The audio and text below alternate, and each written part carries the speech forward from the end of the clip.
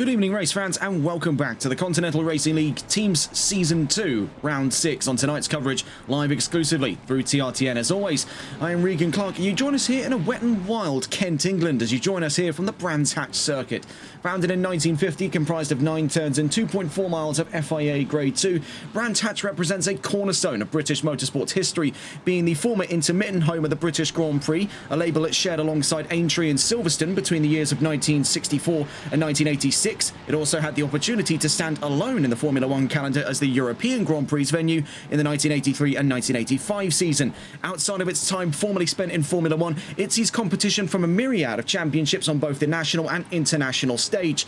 It sees competition internationally from the GT World Challenge Europe Series and NASCAR Euro Series, with next year marking the arrival of the Formula E World Championship, replacing the XL Exhibition Centre in London, with Brands Hatch in the Gen 4 era to become the new home of the London E-Prix. It also sees competition on the national stage from the British Superbike Championship, British GT Championship, TCR UK and the British Touring Car Championship, the latter of which saw Brands Hatch on its first ever calendar in its inaugural season in 1958, when it was originally known as the British Saloon Car Championship.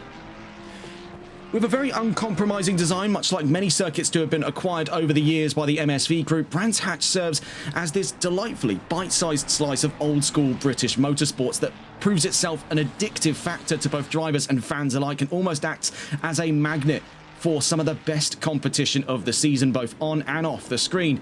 Brands Hatch then will serve as round 6 of the championship, as we are in the twilight chapter of Season 2. Only a few more rounds left to go after today, with 2 more to follow. We'll get more into those towards the later part of this broadcast, but seeing where we've come so far, you sadly weren't able to catch us for round 5 of the championship as we were away during the time, and it wasn't on our contract to cover round 5, but seeing where the championship has come so far, saw the introduction of multiple new faces at round 5's round in Bathurst, New South Wales, Australia. One most poignantly among them is on your screens at the moment. This is Daniel Den Hollander. He, alongside Julian Hollander, marked a double entry alongside an expanded Onid lineup, featuring that of I believe it was Rob Appleton and Neil Wagstaff. With these 4 brand new drivers, the one you're seeing on screen was last round's race winner at round 5 of the championship. Of course, in our last coverage, we were at Zandvoort, seeing round 4 of the championship, which led to another victory, the second so far this season, for Mark Burton.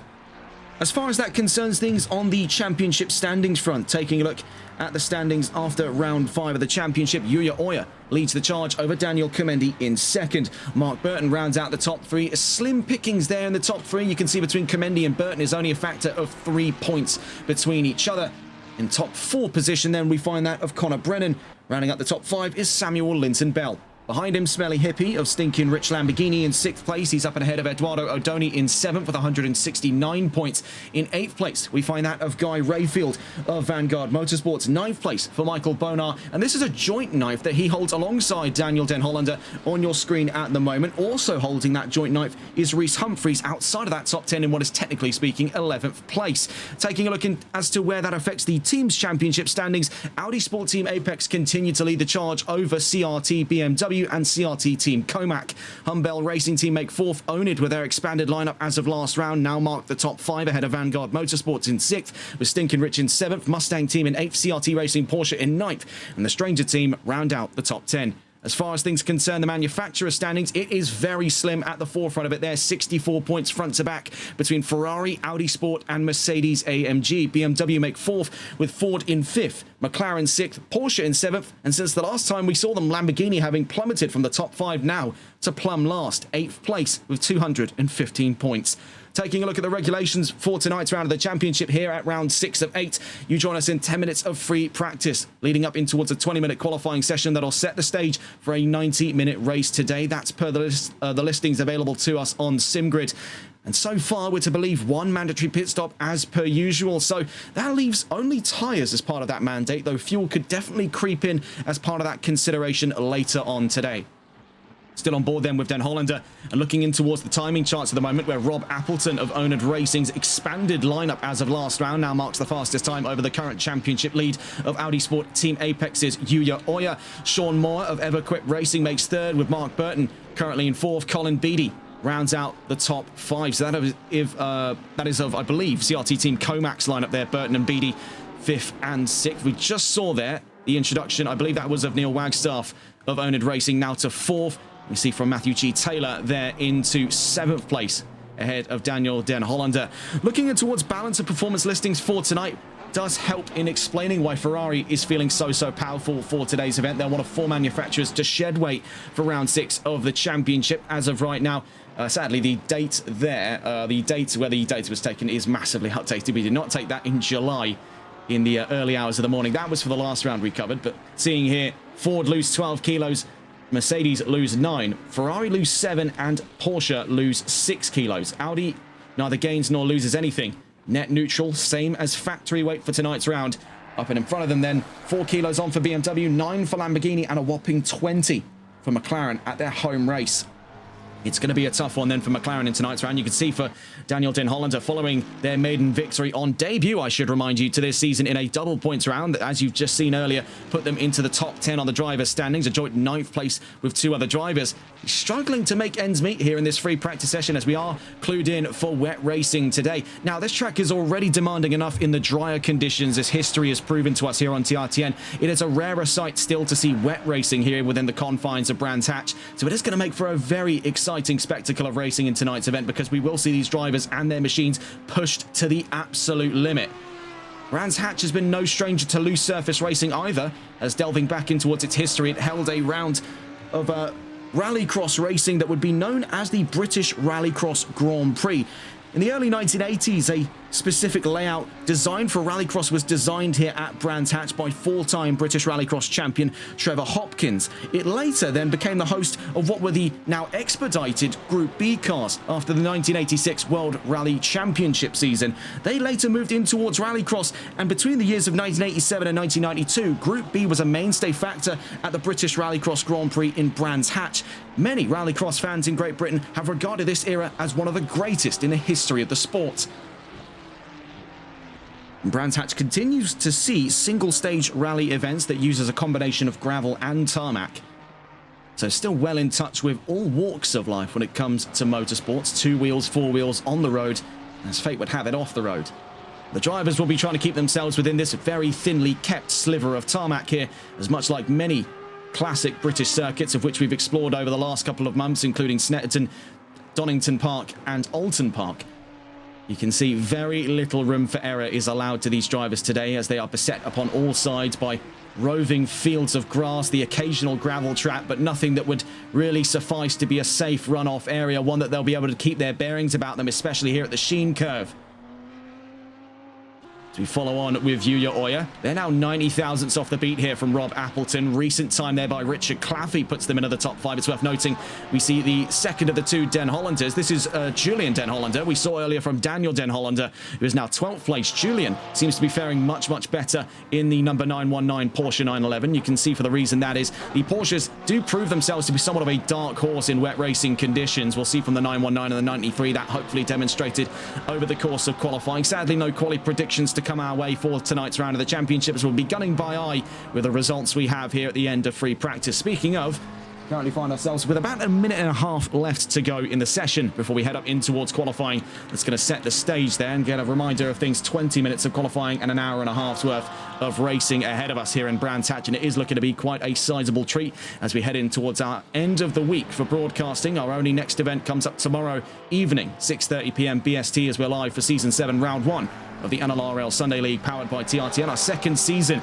of sponsorship of the Sunday League, as we go live for the Misano World Circuit, 6:30 p.m. tomorrow evening. Watching here with Richard Claffey, trailing the number 911. That's Tom Stolmeyer with Vanguard Motorsports McLaren. As mentioned, McLaren is really on the heavy set end of things when it comes to BOP today, and they have very limited numbers. You can see currently the only McLaren on the field is Stolmeyer. So he faces these problems of double-figure weight gain alone. As right now, there is no clued-in whereabouts on the location of Guy Rayfield, his teammate at Vanguard Motorsports, so the number 911 stands alone for Vanguard inside of that top 10. And behind him was Richard Claffey, we just saw there, Tom Stolmeyer into the grass. You can see exactly what the problem is. Once you get off the road, there's very little saving you to get back onto it. Once you get onto that grass, now it's already bad enough in the dry, as mentioned before, but in the wet, that grass is effectively an ice rink. You see there, Wagstaff Currently fastest towards the end of free practice. Yuya Oya maintains second. Rob Appleton of Onid Racing in third. Now, it's been quite a curious last couple of weeks here for Onid, because the last time we saw them, a fair few weeks ago now, back in July, they were purple. And now you can see, not only have they expanded their lineup on this grid, so much so as to jump them to 5th place in the Team's Championship, as discussed before, but they've dropped the purple entirely for the broad other end of the colour spectrum, complementary colours, so to speak, as they've now gone to yellow. And of course, I'm a sucker for a good yellow here, so I'm plenty excited to see what comes next from Onid Racing, as their drivers mark 1st and 3rd towards the end of free practice today. Coming up around the corner then will be qualifying in a moment's time. Nearest to the line is the number 93, Richard Claffey of CRT Racing Porsche. 20 minutes of qualifying loom to these drivers. Time will be money here for them. They do not want to get caught up in a wad of traffic over the course of today's event.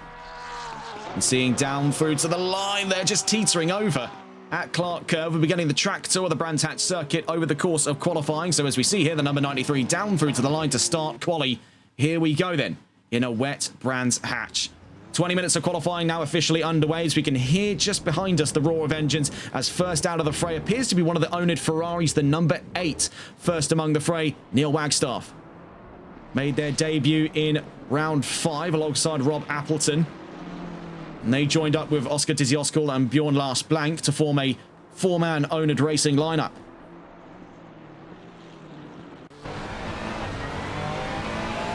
So following on board with that number 8, and oh, we can see almost immediate trouble there, and into the grass goes Wagstaff. This is going to be, I imagine, quite a routine issue for these drivers, is just trying to keep themselves within the white lines, because you can see exactly what the cost of those errors look like. So we now go to catch on board with one of the BMWs leading that charge. That'll be for Matthew G. Taylor in the 888, former part of the CRT GTR lineup alongside Mark Taylor.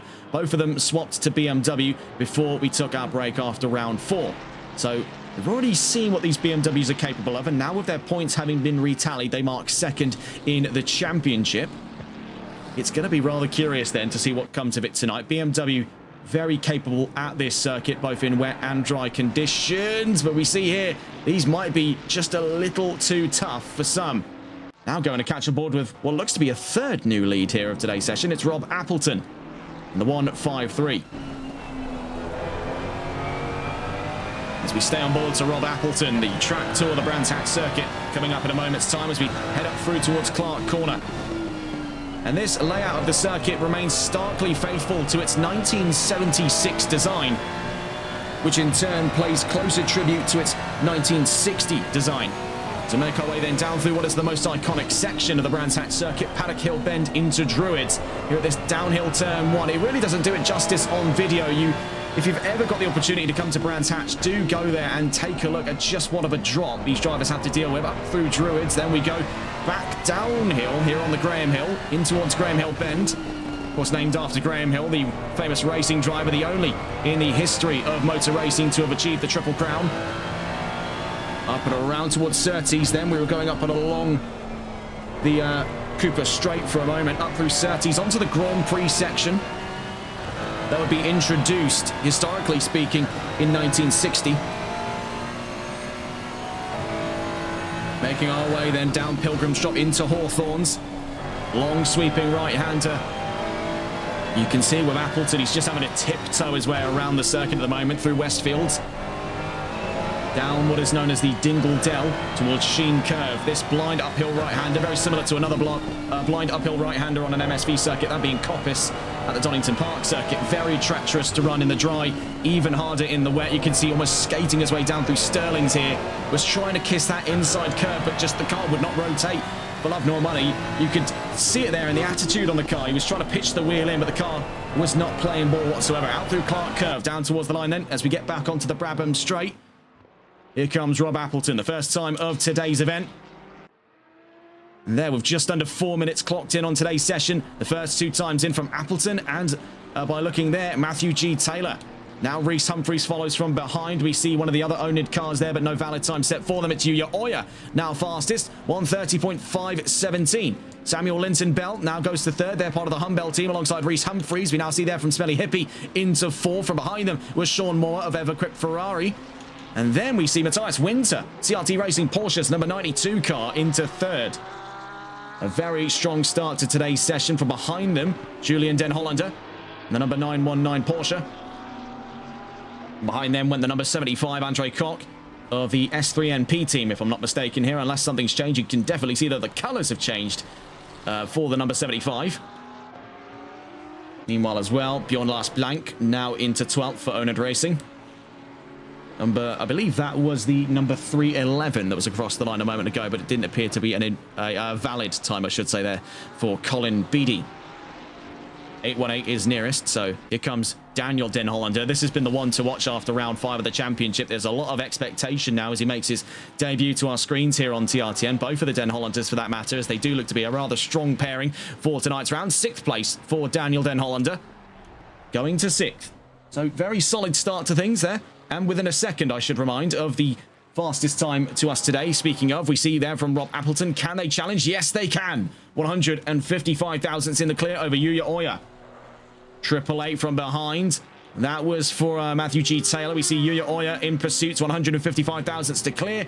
And couldn't find anything on that lap, but we've only just scratched the surface, so to speak there. Linton Bell in 4th. From behind them, though, now taking that... 3rd place spot is Smelly Hippie. So that forces Linton Bell down a peg. We see from Sean Moore now 4th. Winter in 5th. Den Hollander, that being Julian Den Hollander, now to 3rd. And he slides his way down through Paddock Hill and is immediately caught by the gravel trap there off of turn 1. That is going to catch so many by the backside over the course of today's event. It is not going to be pretty, I assure you, with that much. Richard Claffey makes it a Porsche 3 and 4. His teammate Matthias Winter down in 7th place. Porsche, we did say with the dark horses for wet racing, they can be a very, very capable package, but as you've seen there, it does not come without incredible risk. And that's what all 3 of these Porsche drivers will be doing inside of that top 10. They're risking their necks for this event for the opportunity of high point score. Number 818 nearest. Here comes Daniel Den Hollander. We saw from Julian Den Hollander up to 3rd. What can Daniel make of it in the 818? Nothing at this time. Stays in a reluctant P10. 153 nearest. Here comes the current session lead, Rob Appleton of Oned Racing Ferrari. 1:30.362 to beat his own time, and he goes up and ahead of it. 1:30.355. Nearly some 7 minutes into the session. Number 11 chasing the current championship lead then. Audi Sport Team Apex is Yuya Oya, now fastest, 313 thousandths faster than Appleton, 3 tenths, 103 thousandths, 1:30.042, the new fastest time, scratching ever closer to a super high 1:29. Sean Moore makes it a Ferrari 2-3 and puts Everquip on the podium. Now up to the head of that second row, ahead of Julian Den Hollander, but even like the Porsches, the Ferrari is having quite a fair few struggles just to make its way through turn 1. We could see an incredibly hesitant, or conversely, an incredibly chaotic start here at Brands Hatch ahead of us. I do worry to see exactly which one are we going to see, because if we have a bit of a split down the middle situation for these drivers, I think that's going to be even worse. If you've got half the grid playing hesitant, half the grid trying to go a bit gung-ho into it, I think everyone's getting affected by that one. Bjorn Lars Blank was momentarily into 16th there, but now down a peg.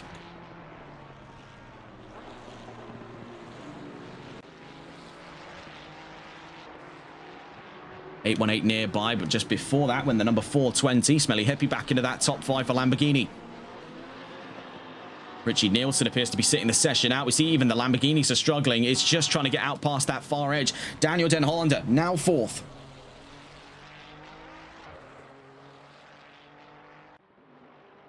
Rob Appleton now fastest in the session. So Ferrari looking to squeeze out that titular Audi of Yuya Oya.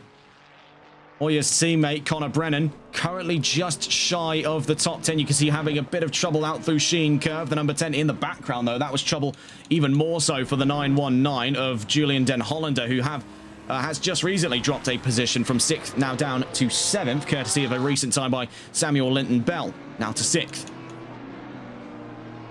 Number 10 nearest, so we saw what looked to have been an invalidation from Connor Brennan. We'll see, though, if that is the case. He needs right now, by the looks of it, 207 thousandths of a second if he means to go up into the top 10 over Matthias Winter in the 92 car, as we now just about brace in towards that second half of the session. Number 112 is nearby. I believe that is, yes, for Oscar Dizzy Oscar of Oned Racing. 14th at this time, and across the line he goes. Stays right where he is. Across the line a moment ago went the number 311. That was for Colin Beattie. Same story there. These two very close to one another for the control of that 7th row. And behind him went, I believe that was the number 8. Yes, Neil Wagstaff, 9th this time. Meanwhile, back up at the head of the field then, it's just over a quarter of a second that confides Oya to second away from Rob Appleton. Ferrari looking very, very strong indeed here in the wet conditions at Brands Hatch. We've seen dominant performances by Ferrari in the dry conditions. We thought maybe rain could serve as the great equaliser to taper the prancing horse's performance, but I think there's been very little surprises as to why they've come along and now dominated the championship over the German juggernauts at Audi and Mercedes. We see their big spin, though, for Appleton. I believe one that might have been self-inflicted to bring him back in to the paddock. Oya starts to shrink that gap, though, from what was 260, now 178 thousandths.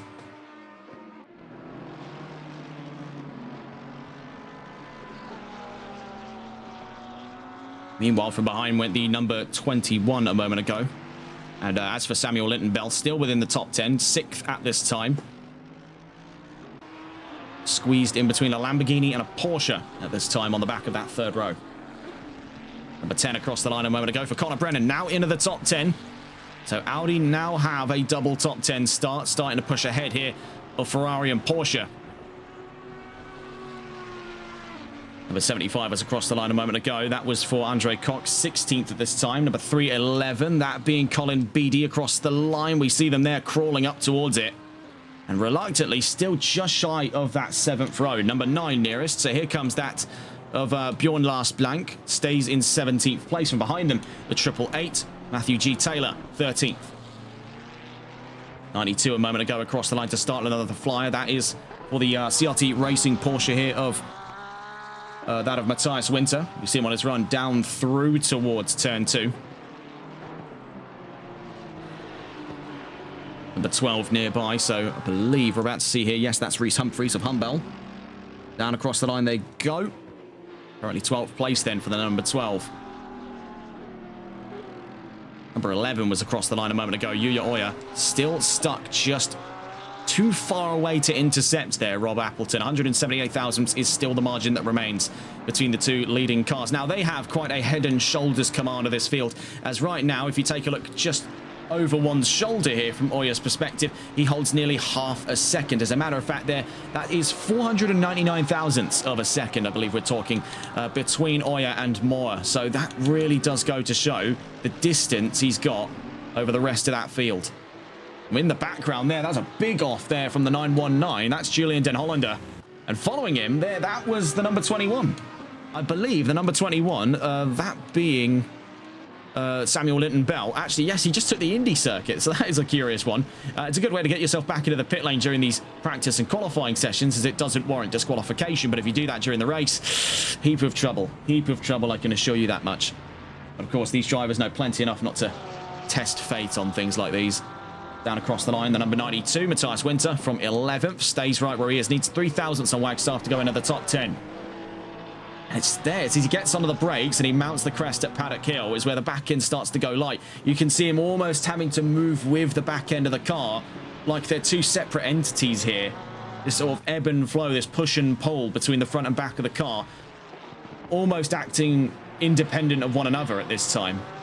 There doesn't seem to be too great a deal of cohesion for the Porsches under braking, which is a surprising thing when you consider in the dry, they're some of the most formidable cars under brakes. 919 and 818 nearest, so 2 Den Hollanders, Julian and Daniel.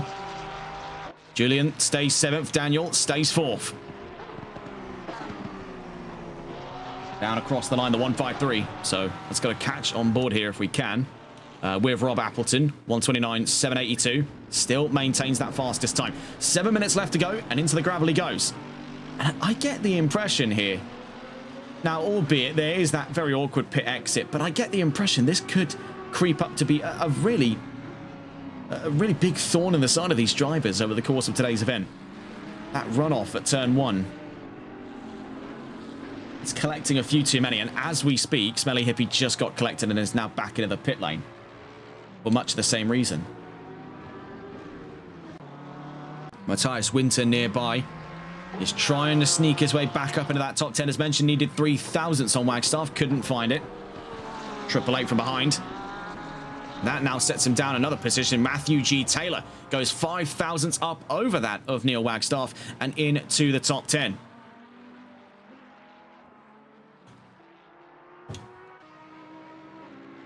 Yuya Oya down to the line in, needs 178 thousandths. He does slice that gap down, and he is starting to make his way ever closer to the charge of pole position with just under 6 minutes left to go. The Finnish talent tries to hold the number 11. Can he do it? Can he do it? No, sadly, as the back end slings onto the grass. I think had there been just that tiny bit more tarmac to his right-hand side, he could have held that one. That's solid car control from him, but obviously just got caught out at a very, very horrid spot, as we've seen from many already, including himself. The 818 and the 919 rolling in unison. Julian trailing Daniel. The two Den Hollanders, 4th and 7th.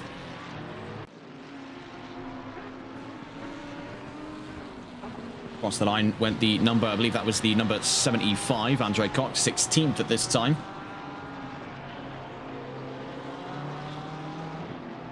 Near to the line, number 51. So let's go to catch on board here if we can with the 51 car. That'll be for this one here. Now, we hadn't seen him for the majority of the session, and I don't believe we've actually had the pleasure of seeing him so far this season, though I do seem to recognise that name. And just double-checking our notes here, that is indeed Salvatore Bolgetto. And what on earth is this choice of vehicle then? The Ferrari 488 GT3 Evo. Using the previous generation Ferrari in a competition that has already demonstrated hand over fist the dominant potential of the 296. It is a curious decision then by Bolgetto. One that we can respect in the real daring nature about it. This is going to be interesting to see what he makes of it today. Using an older car. You can see though, unlike the 296, of the limited time we've had to see the 488 so far, it does look a tad bit more composed under the brakes. We'll see though, as we make our way into that third sector. This is the most trying section of the track, and I have to immediately bite my tongue about those brakes. I think we just hadn't seen a corner demanding enough on the brakes to make that assessment, but we see already some trouble on the way for Bolgetto. 4 minutes left to go in today's session, and right now it's Rob Appleton versus Yuya Oya, and the recent rebuttal of Appleton puts things from what was 88 thousandths to 305. Just over 0.3 of a second then. That's the latest play by Rob Appleton. What's the rebuttal by Yuya Oya as they exit the Clark curve at turn 9? Meanwhile, Samuel Linton-Bell just jumped up to 3rd place in the number 21 Mercedes, creeping closer to Oya. Oya across the line stays right where he is. So now, within 190 thousandths of a second here of the nearest car, that being Samuel Linton-Bell, Audi's current hold at the front of the field on that front row alongside Ferrari's Rob Appleton of Owned Racing could be on a bit of a premium here, because Mercedes, courtesy of Humble Racing Samuel Linton-Bell, is on the charge. Mercedes as well, it's worth noting, are not too far off the chance of retaking the championship lead over Ferrari, but right now they lack the numbers to go properly toe-to-toe with Ferrari. As you can see, the greater bulk of Ferraris are concentrated around that top 10, more specifically the top 6, where Ferrari holds 4 of those positions so far. Now see though, this is the latest strike by Mercedes. It's the other half of the Humble team. It's Reese Humphries now into 6th place, up over Daniel Den Hollander. Mercedes and Ferrari's current conquest at the head of the Manufacturers' Championship may not be quite so easily drawn. 888 across the line a moment ago. That was for Matthew G. Taylor. 12th place at the moment. BMW struggling here in the later parts of quali. They had a solid start to things, all things considered. Right now, things are starting to come apart a bit square-shaped here for the M4. 112 nearby to the line. That'll be for Oscar Dizzy Oscar from 14th, stays there. Number 51 nearest. So we saw earlier from Salvatore Bolgetto. This is now the end of his first flyer. Right behind him there looks to be one of the CRT Racing Porsches. If I had to guess, that's the 92 of Matthias Winter in 13th for the moment. Across the line there, Bolgetto now to 19th, Winter to 13th. And now as we cross into the point of no return for many here, within now 2 minutes. And this is a curious one here, because we've just had word from Mark Burton, of course, as a 2-time race winner this season, part of that top 3. The real reasoning as to why he sat out qualifying today, he's had no practice, and he's just adamant on keeping out of trouble. This might be a bit of a salvage round for him, some damage mitigation for the 57. But I suppose in that sense, it is somewhat of a responsible choice, but he is going to find himself struggling for points in this round in a 90-minute race here.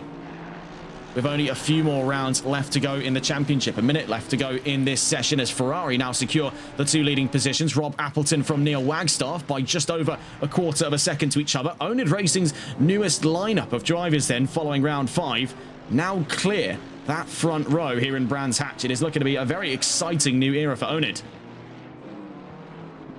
We've seen some mass restructurings before with teams. We've even been part of one ourselves as we're now the official media partner of exclusive esports, but this has been a surprising development on our screens in the last 2 weeks here from Onid Racing, as now we see them from what were a midfield team in the last couple of rounds we covered on this championship. That's not a comment of everything from them, but now we do see that they have massively geared up to being front row and I would say right now race win competitors. They've yet to see one this season, but out of Appleton and Wagstaff there is some very likely chances here that Onid Racing could secure a race win just before the season is out. At the end of qualifying then, Appleton's back in, Wagstaff looks to withdraw. You can see getting up past him there his fellow Onid driver, I believe that was of the number 112, so that was Oscar Dizzy-Oskal, and the 818 is nearest to the line, so we'll come and see here towards the end of the session for last round's race winner Daniel Den Hollander.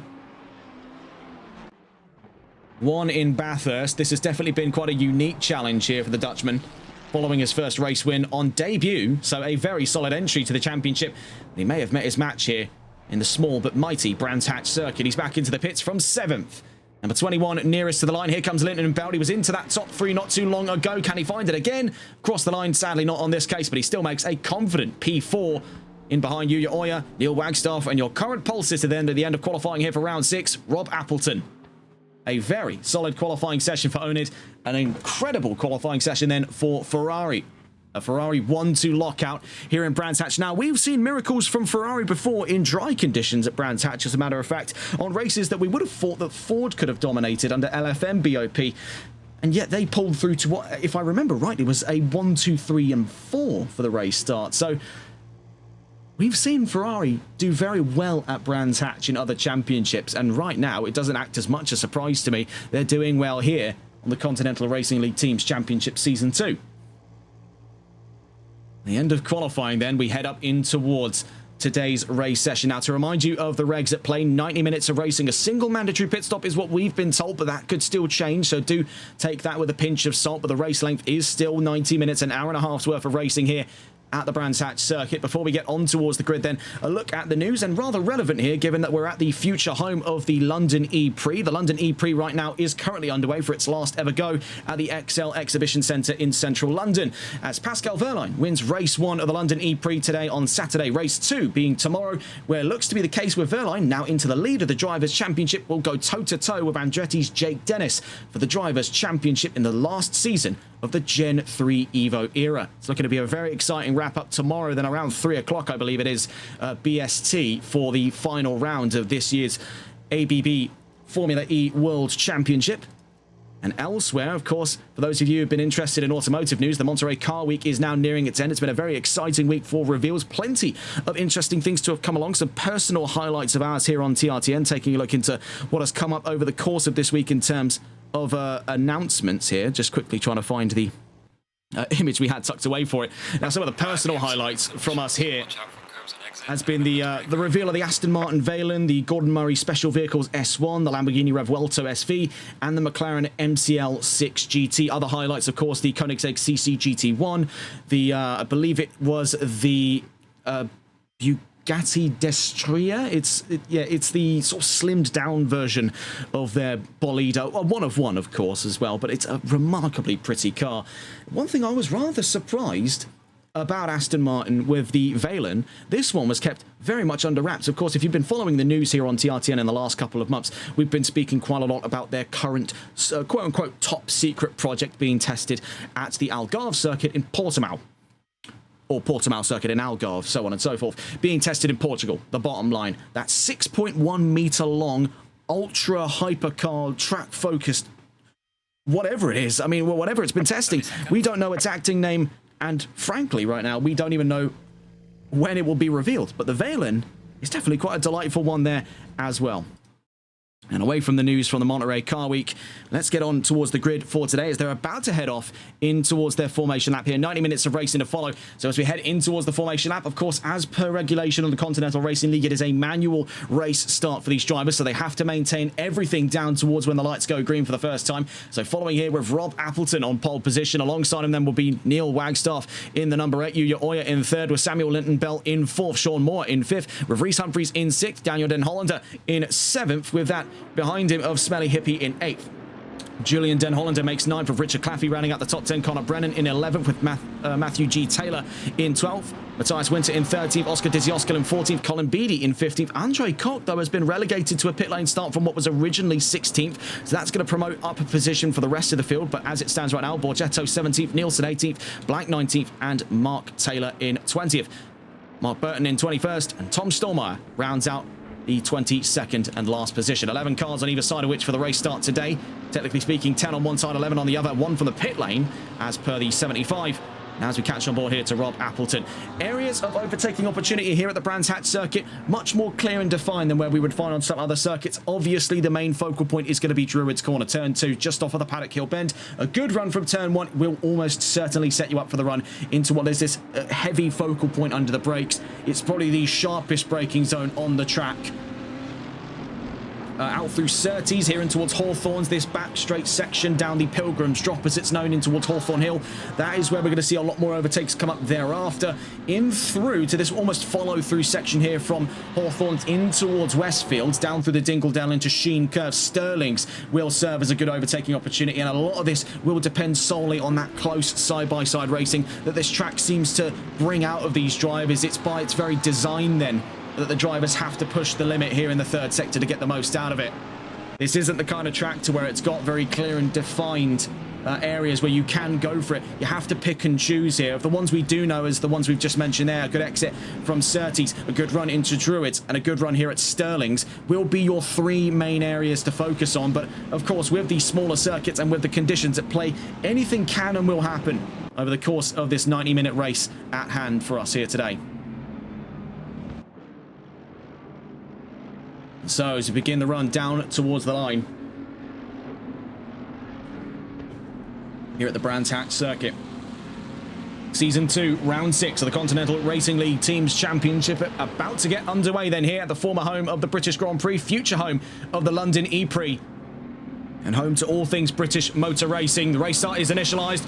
We are Green and Racing here in Brands Hatch for one of the greatest spectacles of wet racing possibly this season ahead of us now. Down through to turn 1 here at the Paddock Hill bend. A brilliant start then by Onid to immediately taper into single file for the run up in towards Druids. We can see from behind them there, Yuya Oya tries to fend off from Samuel Linton Bell. A very eager start there from Humbell Racing, but we can see falling way down the order now, inviting it Everquip's Sean Moore to come up into 4th place. Very solid start then by Appleton. Taking a look out back here to his fellow owner driver. We can see in the background there, muscled out of spot was that of Tom Stallmeyer by Mark Taylor. Looking here with Daniel Den Hollander, you can see or I suppose what you can't see is the rest of the field out in front, because visibility in wet racing is at a critical low for these drivers. Very little visibility to be had here. You can see even for the car up in front, Samuel Linton Bell of Humbell Racing, about 0.6 down in front. You can barely see him. There's trouble out back though. 919 in disarray. I believe that is for, I want to say that is, yes, it is for Julian Den Hollander, and you can see here with Mark Burton. So his endeavours to try and stay out of trouble have not been met. And that's going to be big trouble for him over the course of this event. He does not want damage this early on, especially when the conditions are already so far against him. We see here from Reese Humphreys trying to catch up to his teammate as we go to look on with the Mercedes of Samuel Linton Bell. We saw it was a super eager start, but there with a poor exit from Sterlings opens up the opportunity here for Daniel Den Hollander to come up into 5th. Now in the wake of the Ferrari, barely able to make out the fine corners of that 296. He rockets out through Clark Curve, back onto the Brabham straight here after the first lap of racing. Brilliant start then so far in today's event. Rob Appleton leads over Neil Wagstaff with Yuya Oya still in close 3rd there within a second of 2nd place. Sean Moore makes 4th. Daniel Den Hollander we saw recently into the top 5. So Ferrari now clear 4 of 5 top 5 positions. That's 80% of the top 5 now within Ferrari's grasp. Samuel Linton-Bell in 6th. Reese Humphries, his teammate from behind him, in 7th. We see there the door open up down at, I believe this is the Graham Hill bend. Yes, turn 3. Running deep in a Graham Hill bend. That's not what you want to see there for Daniel Den Hollander after getting that move in at Sterling's. He looks to have the table flipped on him here off the exit of Sterling's. Not Sterling, sorry, Surtees. Sterling's is far end of the track here. Side by side then, V8 versus V6, but who yields first for the run up in towards Hawthorns? Neither of them look to be doing so, so they're going to run the knife's edge here out through Hawthorns in towards Westfield. Solid retake of position by Samuel Linton-Bell in his endeavours to maintain a top 5 in today's event. Meanwhile, up in front, it is worth noting, and a razor-thin emergence here for the fight on 3rd place is coming up. As I say that, though, it looked like it had been some trouble for the number 11, having dropped in way behind, so there could be some trouble on the horizon further in. For a time there, just before reporting it, Oyo was still very, very close to Wagstaff, but that seems to have come down by the wayside here, as we've been watching on board with Samuel Linton-Bell. Now taking a look further around the field, we see with Colin Beattie now within a chance to get into the top 10. You can see Oscar Dizzy Oskal of Owned Racing is now himself into the top 10, hunting down that of Smelly Hippie and Connor Brennan. Down to the nearest fights available to us here, Matthias Winter versus, I believe that is, yes, Salvatore Borgetto. So Porsche versus Ferrari. Another up in front, Claffey v Beattie. Now this could be an interesting one here. We've seen these two to be very capable in their craft. Porsche versus Mercedes on the run-up in towards Druids, covering him off there for the run on the inside. So the Mercedes, good vehicle placement at the moment, knows where the Porsche is at its strongest, is on the heavy straight-line braking zones, with the back end has no real wiggle room to play there, as we saw under the brakes into turn 1 for many of these Porsches today. Out back, though, very close fight going on between this handful of cars here. Now leading that charge is Matthew G. Taylor over Bjorn Lars Blank. Mark Taylor behind, so that's the 2 CRT BMWs. Behind them, Richie Nielsen of Stinking Rich Lamborghini. Further up the order, Claffey v Beattie still going on during this time.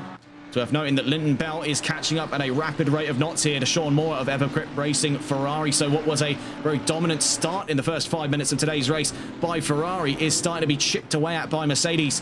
Audi still holding their stronghold position in 3rd for the time being.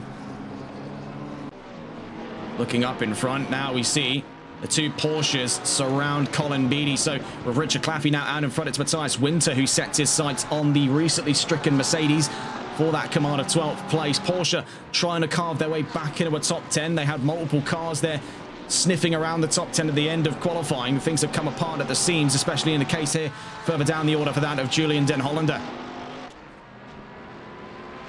As for Daniel Den Hollander, you can see not too far away of a stab here from Samuel Linton-Bell, so there is still some exciting fighting to have here in that top 10. Smelly Hippie ahead of Oscar Dizzy Oskal. You can see Connor Brennan, though, is in the gravel. A startling development there for the Audis. He tries to rejoin the number 10 off at turn 1 and falls all the way behind there by looks of things. That's out past Andre Cox, so he's out of the top 20. That is a very, very sudden shock for the number 10. His teammate will likely get wind of that news not too long from now. As for Yuya Oya, he is now stranded. He's all alone there as the sole Audi in that top 10. Moreover, in that top 20 now.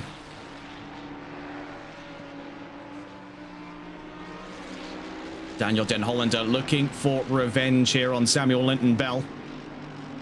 Further down the line, Colin Beattie versus Matthias Winter still rages on in through towards the Westfields, now into the Dingledale and Sheen curve.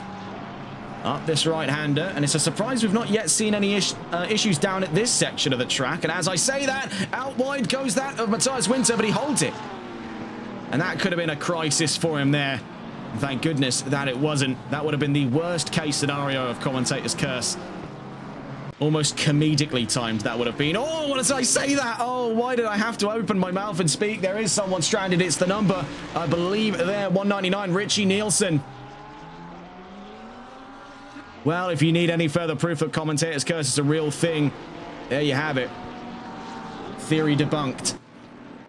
Back up at the front of the field here into that top 5 once again as we once again peer in on the developing fight between Linton-Bell and Den Hollander. Out back, Dizzy Oskal and Claffey, now latest under review. This will be for 9th place here. Oscar Dizioskal doing remarkably well, given that he was in a low starting position. He's made his way up into that top 10. Moreover, is continuing to make solid ground. We'll see, though. Going to catch on board with those two. We'll try and catch from the Porsche's point of view to get the attacking angle on things. Watching here from Richard Claffey as we now head up through towards Hawthorns. Watching here with Richard Claffey in the upcoming fight for 9th place. But within the first 10 minutes of racing, quite a lot of action in quite a little span of time here at Brands Hatch, but that's exactly the way this track rolls, week on, week off. It's worth noting at the head of the field, the 153 and the number 8, that being the two Onid Racing Ferraris at the forefront of action right now, Wagstaff and Appleton. They are closing in on one another. Now, we don't quite know what their policy is coming in towards this championship, whether or not the Onid drivers will have the liberties to fight one another at their own discretion, or whether or not there is going to be a more stringent team order. We have seen both sides of that spectrum play out from teams throughout our several years now in this industry, but it's curious to see, given such rapid restructuring of assets in this championship, what exactly is going to be the story for Appleton and Wagstaff in tonight's round. See, though, for Claffey, drops away after massive wads of understeer, then followed by, conversely, some oversteer to go along with it. So he's really getting the blunt and sharp end of things at the same time. Meanwhile, from behind him here, we just get a look in with Colin Beattie versus Matthias Winter. This is Richard Claffey's teammate at CRT Racing Porsche, the 92. Meanwhile, hang on just a tick here, number 51's in trouble. That's Borgetto at Paddock Hill Bend. He's got back up and running. Let's get a look in here with the lead fight.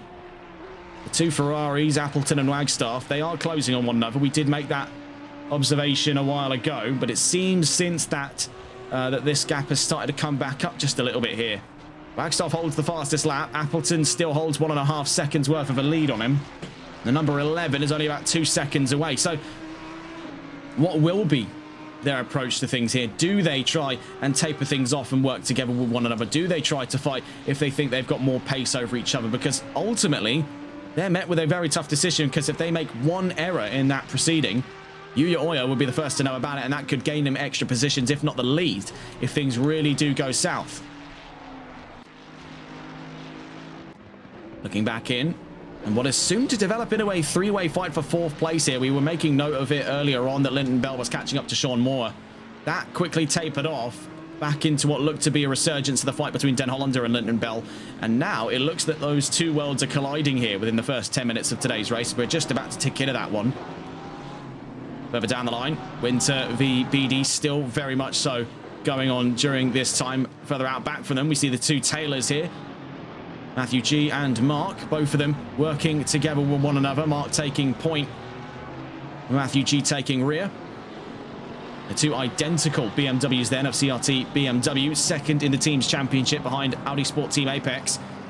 And with the recent troubles, this set there for Connor Brennan, they could be picking up a few extra points. Will it be enough, though, to offset where Yuya Oya currently stands? That's another question entirely. So have some of the notable fights then, of course, Winter v BD. Further up the order, the developing fight for Wagstaff v Appleton, the ongoing emerging triple header fight between Moore, Linton Bell and Den Hollander.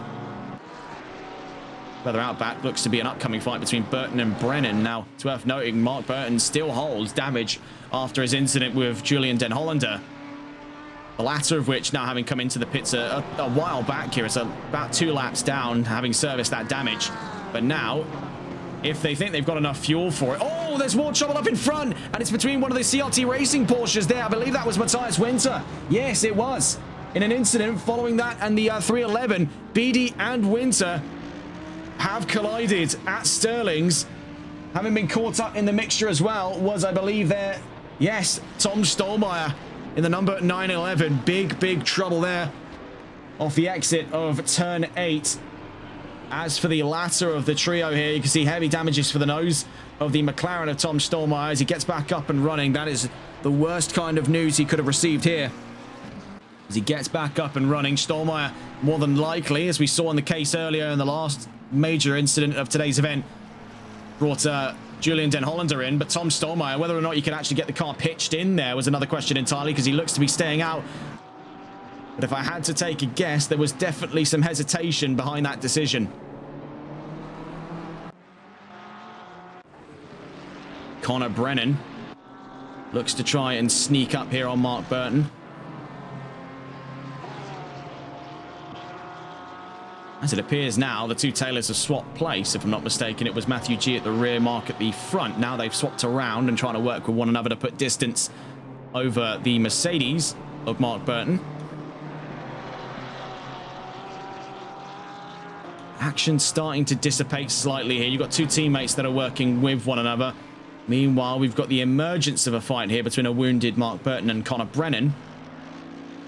Up front, Appleton quickly slams shut the suggestion that he could be intercepted by his teammate. Now putting 2.2 seconds on Neil Wagstaff. Yuya Oya still holds third. It's worth noting his gap is starting to shrink to Wagstaff, so that second place fight still on the cards here. It's still, of course, very early in the race to be making any long-winded predictions of things here. Of course, action has been so sporadic at Brands Hatch. It always has been, whether dry or wet. Gauging things at the moment. Things are settling down into a rhythm here, but that is where usually more trouble can occur. We saw it was a very uneasy run in towards turn one at the start there, just as he got onto the brakes over the first bit of two crests there at Paddock Hill for Matthias Winter and his efforts to outrun Colin Beattie. Beattie's out wide at turn two. And so too following him there was Bjorn Lars Blank.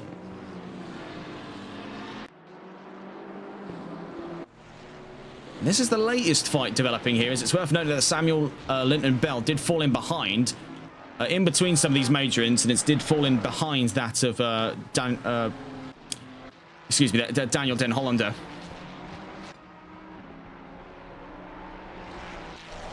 Now we see here from Den Hollander catching up to Sean Moore.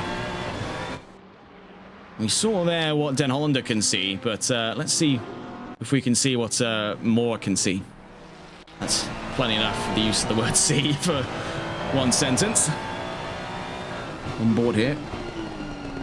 Sean Moore, number 46 of Everquip Racing, currently defending fourth place and barely visible through the enormous amounts of spray there from the back of his number 46 car is the number 818 of Daniel Den Hollander, last round's race winner in Bathurst at round 5 of the championship.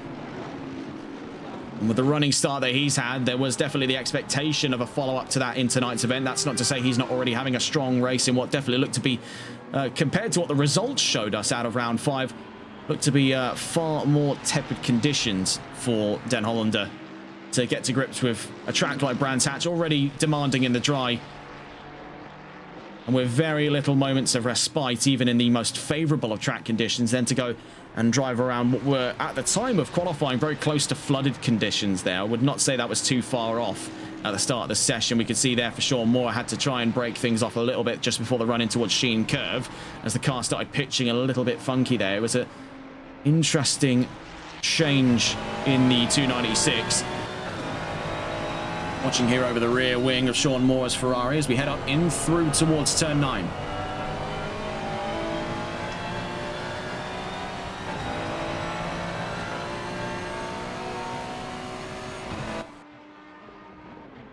So quickly taking a look on the wider screen here to see where action currently is ongoing. Of course, we see here the developing fight between Moore and Den Hollander, but taking a look down the line, Claffey v Dizzy Oskell is on the cards here. CRT versus Oned. Further down the line, Winter in a little spot of bother there out of the Sheen Curve, and more so, we do see their trouble for the 21. Samuel Linton Bell was in the gravel, having fallen in behind the 112 of Oscar Dizzy Oskell, who now we see here is met full on by Richard Claffey. This could be an interesting turn. Samuel Linton Bell, he had an incredible start to the race, but it's just been a few slips here and there, and it's kept him from where he really wanted to be in that top 5. Back onto these two, though. The furthest fight up the field. Sean Moore versus Daniel Den Hollander. Everquip Racing. Now, it's worth noting, we said that Samuel Linton Bell of Humbell Racing had a great start. So too did this one here. Getting his elbows out in the first couple of laps. Another bit of trouble there for the 555. That, I believe, is for... I want to say that is Mark Taylor in trouble. We see the BMW has come out wide. Now rejoining after Surtees. What on earth was going on down there? Well, with that corner, the best way to get the most amount of line out of it, you actually have to stick further over onto the right-hand side than you would have originally thought. And because a lot of drivers are diving earlier in on that apex, you can make the argument there's less of an actual dry line that far out. He's caught either that or the grass just a little over onto its right-hand side, and he's come out wide.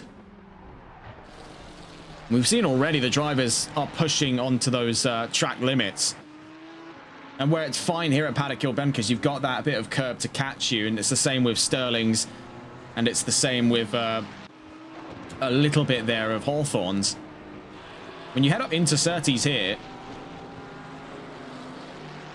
and this is Graham Hill Bend, so we'll see into this corner, and we'll watch from Sean Moore. They try and hold centre mass to the road. Some drivers like to go further out on the right and try and swing things in for this corner.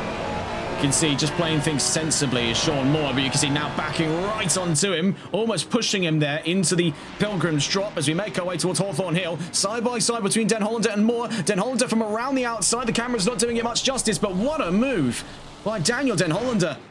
Took an enormous risk in making that move, but it was one very, very well calculated by him. As we take a look here with the replay. Now, of course, the overhead gantry didn't do us many favours in showing all angles of it there, as we just saw a moment before, and then cutting onto the third-person camera. But what a move that was there by Daniel Den Hollander. And moreover, now as we exit Sterling's, we have seen a gap come up of 1.1 seconds, so he is now firmly on the charge up towards the possibility of a podium. Richard Claffey, in the meantime, has overtaken Oscar Dizzy-Oskal for 8th place. We saw the build-up towards their fight not long ago. Little slip there for Matthew G. Taylor. We do see here, this is Reese Humphries now taking up the slack from his recently felled teammate, that of Samuel Linton Bell, trying to hold off Smelly Hippie. Now, Hippie has been a formidable talent with Lamborghini over the course of the season, and it's a surprise then, as we've already seen a few issues with Lamborghini alongside Ferrari and Porsche for stability in the wet. The Hippie has remained so calm.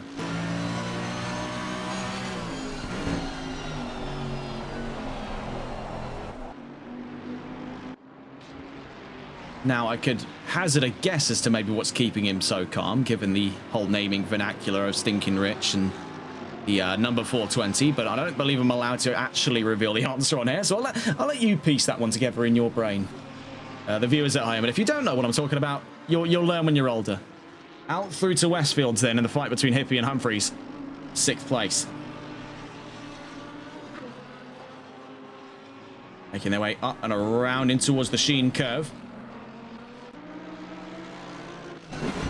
So far, then, the Mercedes cars are looking strong, but, oh, as I say that, oh, I really need to stop talking. You know what, I think maybe next contract, maybe they just need to pay me a little less so I talk less. That is horrible commentator's curse, had ever I seen it. Out through Sterling's.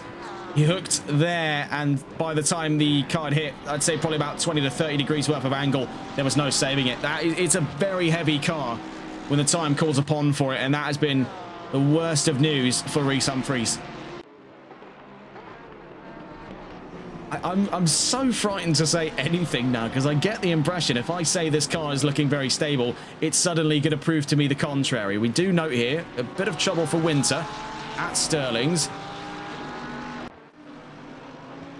As for his teammate Richard Claffey, holds off Reese Humphries, now having got the position on him, following Humphries' incident there at Sterling's, one that was comedically bad timing from us.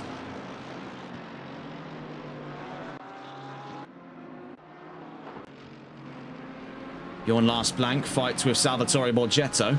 Ferrari versus Ferrari, the last of their V8 midships versus their latest generation V6. It's a tough one to think, really, which Ferrari are more fond of on this grid. The 488, of which we've had limited appearances of, but has such a tremendous soundtrack from it, as we do just see here. Oscar Dizzy-Oskal pressuring that of Reese Humphries. We'll just quickly catch on board to this fight here, as it's looking rather interesting from the owner number 112. Of course, since the changes to own it were so sudden for us here, since we haven't been in with the series for a few weeks, they're still purple on our placard system, but right now we see here Samuel Linton Bell has the chance. He's going to have to try and defend 9th place Oscar Dizzy-Oskal, but can he do so from the inside of turn 9? We see diving to the pit lane, so this now elevates to a fight for 8th place between Samuel Linton Bell and Oscar Dizzy-Oskal on the run down towards Paddock Hill Bend here on lap 14. From around the outside, the Mercedes on the wet line there has to try and dive back in on the dry line. Down through turn 1, Oscar Dizzy-Oskal tries to hold things off. Now looking for his way to the inside. Samuel Linton-Bell getting his elbows out. This could end in tears. There's a little bit of rubbing there in through Druids. Very solid racing, though, between the two parties here at Onid and Humbel. From around the outside, trying his luck here at the Graham Hill bend. Has to tuck back in behind the 112. Very solid defensive things by Dizzy-Oskal. This corner can catch many by the tail here. Will it catch either of these two? No, that is flawless from them. They come rocketing up through this section here, dancing in the rain for control of that newly found 8th place, as we saw a moment ago that Reece Humphries was into the pit lane. Up and around Hawthorns we go. Out in front, you can see there, that's Richard Claffey in the 93 car.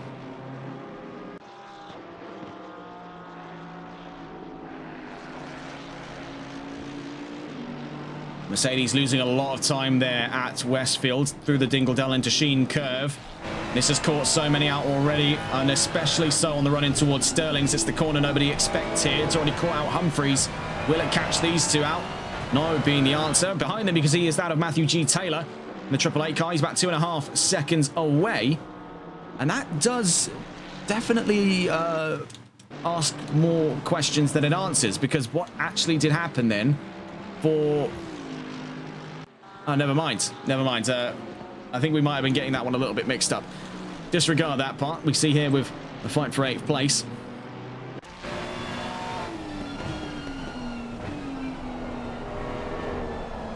In through Druids. This Ferrari's been putting on a formidable defense here of this 8th place spot.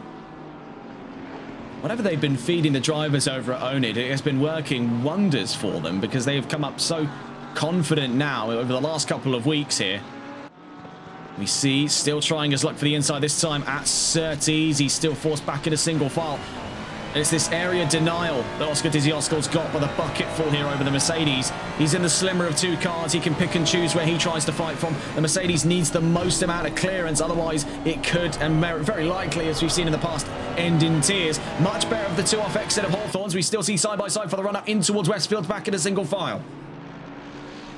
Having to duck massively over the curbs there as to not spin himself out. That's dropped Samuel Linton-Bell right onto the nose of Matthew G. Taylor. As we get ready then over the first half hour of racing here, we're about 5 minutes away from it. There is more trouble afoot. The 311 this time, latest in trouble. Out through, I believe that was Surtees. So going to take a look in here. That was for Colin Beattie. As you can now see, backs on to going side by side with Bjorn Lars Blank. Blank from around the outside. And gets the move secured. Up in front, Yuya Oya now takes second from Neil Wagstaff. So let's go on board to these two, away from the fight between Oscar Dizzy-Oskal and Samuel Linton-Bell, to the latest developments from the front of the field. Yuya Oya was creeping up onto this one for a time here, with Wagstaff still holding that fastest lap of 129.720, and his pace not too far off of that fastest lap. To be within about a tenth of a second, or a little over that in this case, to your fastest overall time and what is currently the fastest of the session. It's a good reflection that he's keeping very close margins there to pace. Having lost that position out to Yuya Oya, his visibility is coming down, and those lap times could fall with it.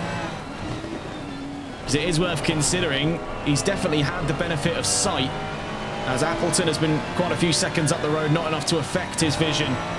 We'll see here in this next lap. What is it looking like here? 133. So it definitely spells to me that there has been some variety of error here. When we're somewhere in the ballpark of 4 seconds slower on that lap, I think that tells you all the evidence you need to know as to how Oya got the maneuver in. There was a mistake here from Wagstaff. Something went awry that cost the number 8 that second place spot. And now he'll be playing second fiddle to the Audi until he can find his way around him. Right now, as it stands, Oya doesn't look to be faltering. Back down the field then to see with Samuel Linton-Bell, because he is back on pursuits here of Oscar Dizzy-Oskal for 8th place. Further down the line, BDV Blank, latest on the marks here for 17th. Now, of the drivers who have already taken pit stops, we saw from Reece Humphries was the most recent among them. Otherwise, we also saw from Julian Den Hollander and Richie Nielsen. Nielsen, we saw, was in trouble over the run of the, I believe it was the Sheen curve for Julian Den Hollander, was caught up in that incident with Mark Burton at Surtees at the start of today's event. And then for Reese Humphreys, we saw earlier, was trouble at Stirling's. 3 different areas of the track then, all of which equally dangerous for these drivers. Just got to catch back on board then with Oscar Dizzy-Oskal and Samuel Linton-Bell, because I believe here we are about to see a new chapter in their little saga for the fight on 8th place. Back on in then with Oscar Dizzy-Oskal. The fight for 8th now enters a new chapter with a third party in the mix. And as I note there, that's trouble for, I believe, the 199 out through the Graham Hill bend. That's got back up and running. So that was for Richie Nielsen. Oh, out wide there. Big slide from the number 21. Samuel Linton-Bell is in the wall. That is a big hit, a proper tank slapper there from the Mercedes. Now, albeit while we didn't see the moment of impact, you definitely saw the build up towards it. A little out wide, got onto the grass, then all the way across, and just before he hit that tyre wall, we took onto the next cameras there with the 112, but that is a big tank slapper on that rear left for Samuel Linton-Bell. It does appear to be the case, though, where the car is still in operable use, but will that bring him into the pit lane? Yes, as you can see, very likely is the case. Back in now to the paddock goes Samuel Linton-Bell. It's been quite a series of unfortunate events today for the Mercedes and the Humble team. This is but the latest among them. Onto the talk of the podium here. Wagstaff is continuing to hemorrhage ground from Yuya Oya.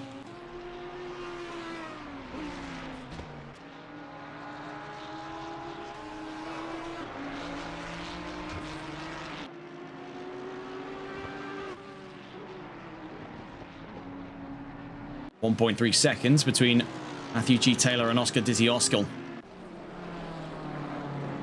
So, of course, now with the gap originally filled in there by the Mercedes of Samuel Linton-Bell, now taken away, as we do note as well in the... Oh, that's not a good look. That's not what you want, is it?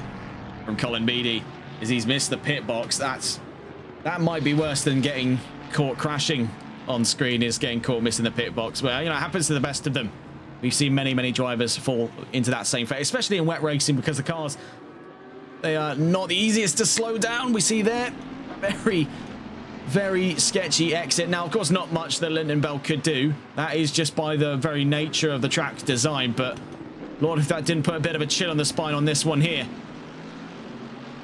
He's now trapped between the two Humble Mercedes cars. Humphreys over his nose, Linton-Bell now on his rear bumper. That was a bit of a sudden scare for Smelly Hippie. Oya still holding second. Right now, one of the closer fights we're seeing on track at this time. The other possibly to develop is Matthew G. Taylor versus Mark Burton, but 1.8 seconds to Matthew G. Taylor's 1.6 to Dizzy-Oskal in front would likely put that closer to kicking off than the latter, or the former, I should say. Now 30 minutes into this race. It's worth noting that single mandatory pit stop. Most on the paddock here will be gunning for a 45-minute stint and try and run things straight down the middle. Fuel will certainly allow for that, but the case is for these drivers, they are going to try and run less than a full tanks of fuel if it means that they can be a little bit lighter and a little bit faster over the course of that first stint. When you consider that tyres are already on the session mandate, and that roughly takes about 25 seconds in the actual pit box. Whereas just refueling, usually with most series, it is set to about 20 seconds, a nice sort of round number. Not too long as in half a minute, not too short as in 10 seconds, or not too open-ended as in an open-ended strategy, which we see over on the Sunday League. So it was a case where to refuel and take tyres takes about the same time as just taking tyres. So I think the drivers will be trying to run things lighter on fuel and then taking up the opportunity to refuel in the pit lane alongside the installation of that new set of wet tyres. And it doesn't show really any signs here that we'll be seeing changeable conditions. So those wet compounds will be what remain on these cars to the end of this race. Samuel Linton-Bell still close to his teammate, of course, but they're down in 17th and 18th. It has been a very sour turn to things today. We see Matthew G. Taylor in pursuit here of Oscar Dizzy-Oskal. This could be curious now. Of course, that gap was being developed slowly but surely before Linton-Bell's incident down on the run in towards the Sheen curve. Now we see the BMW is hounding down the Ferrari. There's very little room we can find here that's going to continue to keep Dizzy in that lead. He's going to have to start throwing caution to the wind. We see there holds things from around the outside into Hawthorn, so very solid hold of position, but how long is he going to be able to stem the tide off of that BMW? Because as you can see from behind them, it's also inviting in Mark Burton, so he's not presented with one problem, he's presented with two. On top of however many others he might already have. They're back on once again to the 1-1-2, and he's been sort of a focal point here in the first half of today's race because he's been caught in the eye of quite a fair few battles, this being the latest among them, and now in his defence of 8th place. Let's got to catch on board though with the trailing car of threes. We do see there momentarily on the grass from the point of view of the 818 of Daniel Den Hollander was Tom Stolmeyer, who's still rather curiously having come into the pits and having likely then, yes, come into the pits and changed his tyres, did not opt to repair his car. You can still see the front of that McLaren is hanging low. Going to catch on to the the Mercedes of Mark Burton to get the back of the field view of things. Now, albeit might not have been the greatest decision by us there, because as you can see, or I suppose what you can't see is the battle in question. We're on board then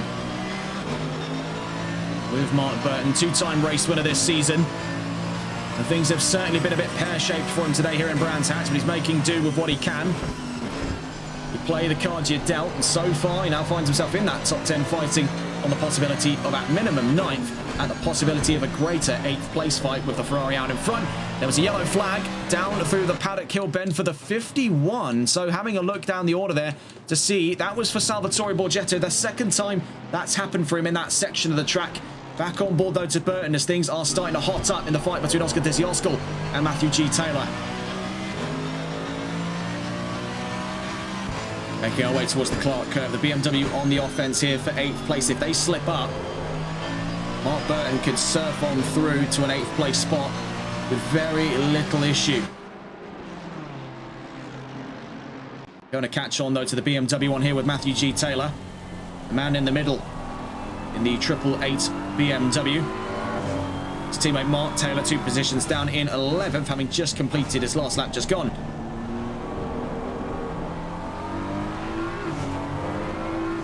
Currently held in a bit of an armistice there between Mercedes and Ferrari at this rear and front. And the run out through Druids was 0.6 either side of which, so very finely balanced between these three on that current fight for 8th place. As for the BMW, right now, less damage than the Mercedes, a little more top end. But with that slipstream along with, it's going to be tough to convince Mark Burton to stay away for longer. See there, Burton going for the inside, so a big surprise there from the Mercedes, taking the leap the moment he saw the opportunity open up. And Matthew G. Taylor, awestruck by that move, is forced to drop in towards 10th place. Rather frustratingly, you can see it's done next to, if nothing here, for Oscar Dizzy-Oskal. He's rolling away with that 8th place spot. You can see the momentum is still absolutely there for the Mercedes of Mark Burton. Going back on with the 57. I mean, made that move so quickly, are we likely to see the same thing practiced here on Oscar Dizzy-Oskal when you consider we're just about 9 minutes before the midway of today's race, where a lot of drivers who have yet to come to the pits, including Burton, will be more than likely coming in during that 50-50 pit strategy split today. Number 10 in trouble, that's Connor Brennan for the second time, this time off the exit of the Sheen curve. Let's go to see with Brennan. You can see there in the gravel, getting up past him is Bjorn Lars Blank. And I believe there with him, Andre Koch. That's been a lot of trouble for Connor Brennan. It's been a day currently beset on all sides by it for the second half of the Audi Sport Team Apex lineup. And there into the pit lane goes Connor Brennan. Clips that wall just on the run in as well. Very, very tight pit entry here at Brands Hatch, one that catches many out. And you can see he's pulled into Parc Ferme and looks to be possibly withdrawing from today's event. More information to follow on that as we go to catch on board here with Neil Wagstaff. Right now, trying to hold off. I believe that is attempting to unlap Richie Nielsen, yes. No information yet to provide for Connor Brennan. Meanwhile, Mark Burton looks to be definitely within a shot here of that 8th place. Back on here with the CRT team Comac, number 57. Now in the fight for 8th. Of course, there is still the elephant in the room here for Mark Burton, being that compromised front aero. That is not going to be doing him many favours, as you can see now. That slip at turn 9, that massive amount of understeer at Clark Curve is allowing the BMW of Matthew G. Taylor back into the mix here. But things have been so sporadic between these three that their circumstances have been able to shift on the turn of a head. And it's very difficult to gauge exactly where it's going to go next for this trio. And so far, it's been giving us some exhilarating fighting towards the back of the top 10 in the absence of action up in the top 5 right now. Where the rest of the grid is attempting to survive, these drivers are thriving in the wet conditions to go toe-to-toe with one another. And they say that rain is the great equalizer in motorsports. You can really see that demonstrated here because you've got BMW, Mercedes and Ferrari caught at standstill with one another. It's a standoff between these three. And no one manufacturer seems to have the advantage, which is usually something quite clear-cut in dry racing here at Brands Hatch.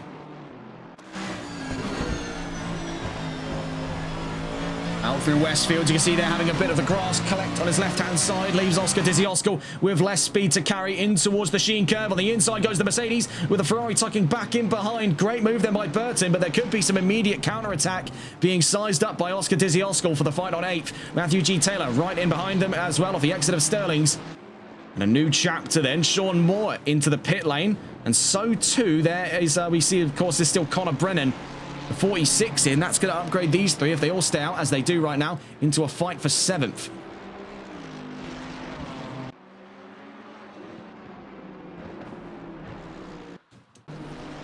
So, well out past the first half hour of racing. Rob Appleton leads over Yuya Oya in 2nd, with Neil Wagstaff in 3rd. Smelly Hippie in 4th. Daniel Den Hollander rounds out the top 5 with Richard Claffey in 6th. We see here Mark Burton recently up to 7th. Oscar Dizzy-Oscar 8th. Matthew G. Taylor in 9th. Mark Taylor rounds out the top 10. Matthias Winter in 11th. Sean Moore on release. Will he get out ahead of this one here? Looks to be the case. So Sean Moore looks to be in 12th place for Everquip. So back onto that fight for 7th. We catch back in here with Mark Burton. Further down the line, Cock 13th. Blank 14th. And Borgetto in 15th. Humphreys 16th. Linton Bell in 17th. Julian Den Hollander in 18th. Colin Beattie 19th. Richie Nielsen in 20th. Connor Brennan in the pit lane at the moment. And currently no known status as to whether or not he'll be leaving it anytime soon. Same story for Tom Stolmeyer. Number 911 now in.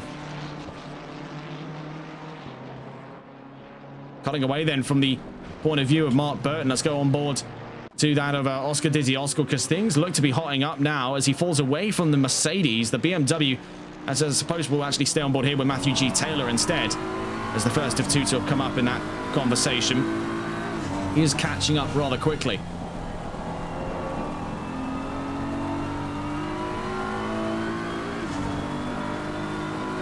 Five minutes then before that 45-minute mark. That is going to be a key landmark for these drivers in today's event. This has been so far a race of survival.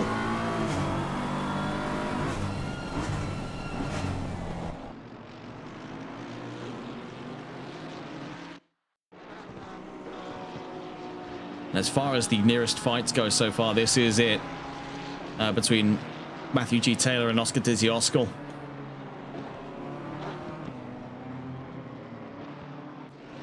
This is a common case, though, we do see in wet racing, where it starts to devolve down in towards a race of survival for these drivers. They start to focus a little bit more on just trying to keep themselves within the white lines here. They deprioritize staying so close to one another.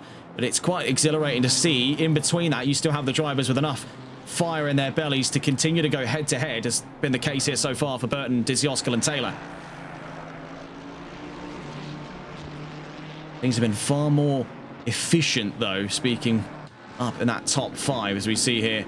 Crowd continuing to carve their way through what is now a backline of traffic. We see from Daniel Den Hollander, then up in front is Smelly Hippie. Stands alone for Lamborghini inside of that top 10.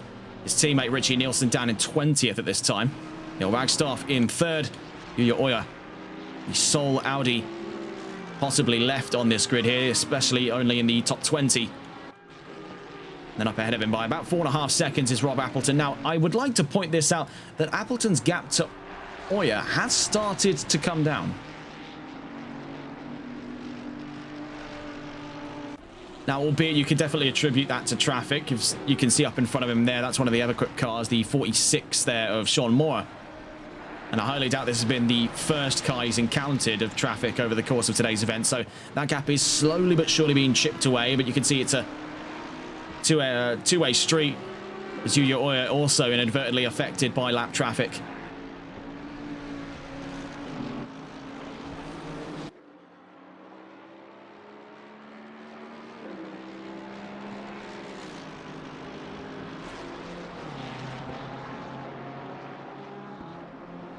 It's worth noting there is a close fight going on here between two generations of Ferrari. That sparked back up, so let's go to catch on board. A very rare onboard here on TRTM, but from the Ferrari 488 GT3 Evo, as we do see there, the two Mercedes cars fighting from behind that of Daniel Den Hollander. Let's go to catch on with Salvatore Borgetto.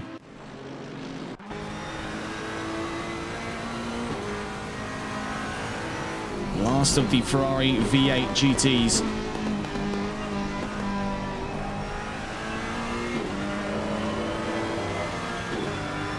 Ferrari 488. It was a very unique chapter of Ferrari's development history. Of course, it was a very solid car in its day.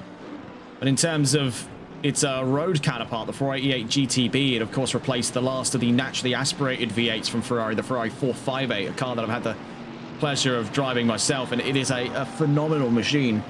You get behind the wheel of a car like that and you really start to understand why Ferrari has been, for the last sort of half a century, so to speak, especially heading in towards the end of the 20th and the 21st century, has been so incredibly protective of its image, of its license, of its sort of legacy. The 488 was, as history would have it, a worthy successor to the legacy left behind by the 458, both on and off the racetrack.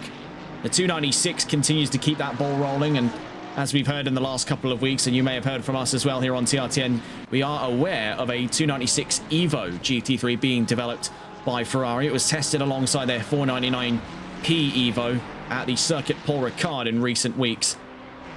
Of course, one thing that did steal the show away from them was sharing that testing slot was Peugeot with their next generation Le Mans hypercar, what has been dubbed the 9X5 by fans for its resemblance to the 1991 Peugeot 905 Group C.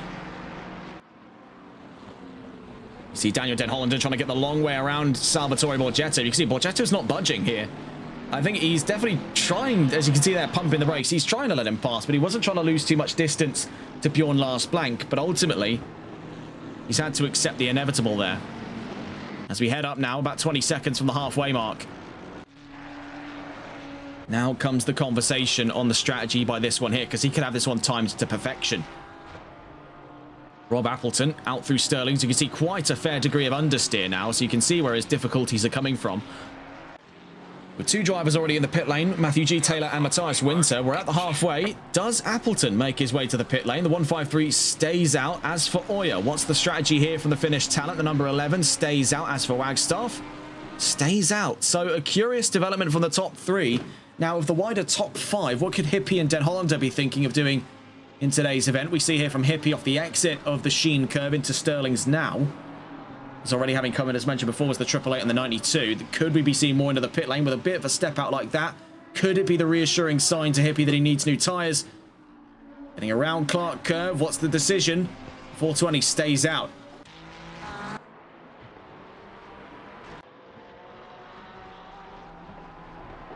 As for Daniel Den Hollander, stays out also. Richard Claffey, what's the choice here of the 93?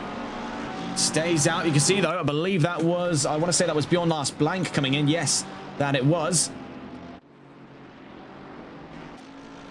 As for the 57, we see where Mark Burton is electing to stay out and try and run a longer strategy. Oscar Dizzy Oskal stays out. Mark Taylor stays out. As we know it here, Andre Cox stayed out as well. Salvatore Borgetto stayed out. So currently that concludes our assessment of the latest of pit stops. There was, I believe, a little spot of bother there for, that was the 92, yes, of Matthias Winter.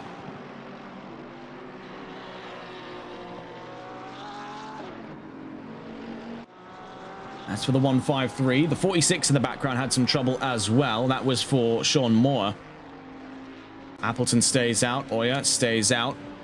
Wagstaff, will they stay out? It looks like they're angling a lot further in. Wagstaff's in. So Neil Wagstaff into the pit lane from Owned Racing. Still holds that fastest lap of today's session. That's going to be difficult for others to command that out of him. I think in this second half is where we could definitely see some of that, because now we have a much drier line formed in over the course of today's event and fresh wets to come along with them.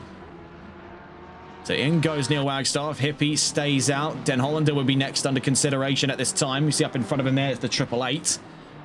Matthew G. Taylor came in already much earlier in today's event. Daniel Den Hollander now in.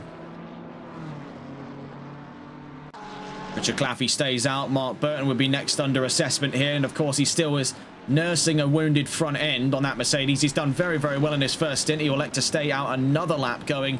Oscar Dizioskal, does he follow in Wagstaff? No. And Taylor does not come in either. Borgetto in trouble there, and it's contact. This is at Paddock Hill Bend. I think he's come up over the nose of the number 12, Reese Humphreys of Humbell Racing. And the Mercedes was having absolutely none of it. You can see even despite that collision, the Mercedes has come out completely unscathed of that. I believe it's a few bumps and scrapes on the splitter, but you really would have thought that'd be more damage. Wagstaff on exit then, out through Druids. Rejoins in behind what looks to be Borgetto after that incident. Of course, Borgetto is about a lap down here, so does hold that position over multiple on the field. We see the 818, a bit of a slow stop here for Daniel Den Hollander. Sean Moore could get the drop on him here. Of course, it's a very short pit exit for the 818. He's just about to come up off the limiters, but already the 46 gets up and around him. So Sean Moore overtakes Daniel Den Hollander under pit strategy today. 41.5 minutes left to go here in Brands Hatch. An exciting development then. We see the 420. Will they be next into the pit lane? No, as it would appear. So that already tells us enough of the number 11 and the number 153. So Richard Claffey would be the next one to consider for a pit lane run. The question is, do they come into the pit lane? The 93 looks to be anchoring in, and there goes Richard Claffey into the pit lane. As for Burton, now in for the 57. You got to hand it to him here, considering the cards he was dealt in the opening couple of laps. To come through with a stint like that is an impressive thing from Mark Taylor. Not Mark Taylor, sorry, Mark Burton. Speaking of Mark Taylor, because he's into the pit lane. That's where I got my wires crossed from these two. Both of them now in the pit lane. Sorry, so let's just say, given the cards he's been dealt over the course of this event, to come through and do what he's done has been an impressive thing here for Mark Burton. We got the surname right. We got that part out of the way. And I really would be quite curious as to see where that develops for him next, as we see he joins in the pit lane, then Mark Taylor and Richard Claffey. First of those three in, I should point out as well. And it's the same story here for Claffey, because you can see the battle scars on that 93 Porsche. It's not been an easy ride of things here in Brands Hatch, and Claffey's played the best hand that he could of things. Getting out of the pit lane, though, hoping for no further troubles. Solid exit there. Sean Moore gets up and around him, so even more positions being raked in here by the 46. It's been a very solid pit strategy for Everequip Racing. Of course, they're down a man over the course of today's event. Jamie Curtin nowhere to be found, so Sean Moore stands alone for Everequip and is doing a very, very solid job of things. Meanwhile, into the pit lane comes Smelly Hippie. Oscar Dizioskal would be next under consideration at this time. It's also worth noting that in the pit lane is Salvatore Borgetto, but he appears to be stopped in the middle of the pit road.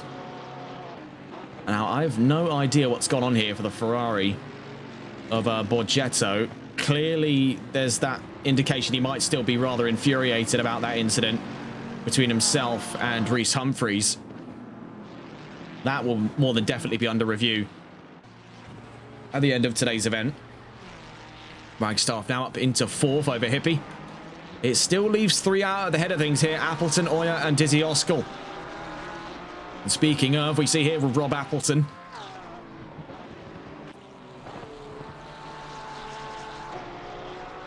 The 153 stays out. As for Oya, you can see angling much further in from Clark Curve. So in goes Yuya Oya of Audi Sport Team Apex.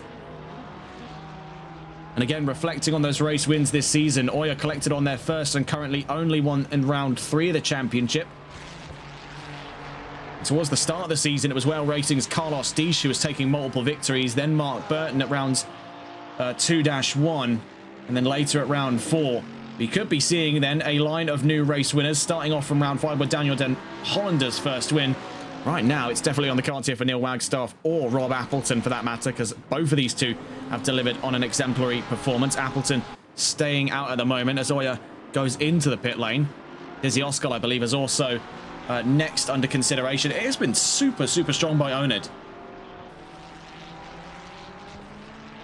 I would say this is a much greater reflection of the Onid one was expecting coming into this championship. When we saw them on the entry list, we had seen what they were able to do in smaller part over the XCL Pro Series in our 3 rounds of coverage we had there in our part-time contract alongside the folks at XCL TV. So this has been quite a solid return to form for Onid, and I think this has been a sort of a whole clean slate protocol for them. This change of design, this change of branding, the change of pretty much everything. They've took the foundations, ripped them up, flipped the whole thing upside down and emptied it out. I think that's, as you can clearly see, been for the better, because their drivers have come through so far and cleared house. Rob Appleton is now into the pit lane, so that has been a long time coming for him. He's played a little bit longer there, about a 60-40 when it comes to the percentage split. And now in... Oh, I think he did just before we... Let me get a look at that on the replay. We're going to get a VAR check on that one. I think he missed his pit box. That could cost him a second or two over Yuya Oya. Get a look at this. Yeah, that was him rolling backwards. Meanwhile, we see here for Oya out through the Sheen curve. Behind him there, that's Oscar Dizzy Oskal. So now we see with Appleton, he's secured in his pit box. That has cost him probably about a half a second to a second here, which very important for these GT pit stops. So now he drops off the jack, so he's going to have plenty enough time. So there's little challenge involved there for that race lead. As Oya rounds turn 9. Appleton escapes scot-free. It's worth noting, though, that gap much smaller now. That's 7.3 seconds off exit. That's going to start slimming down pretty quickly. You can see in the same camera shot there down through Druids was the number 153 and the number 111. Not 111, sorry, number 11 and the number 112.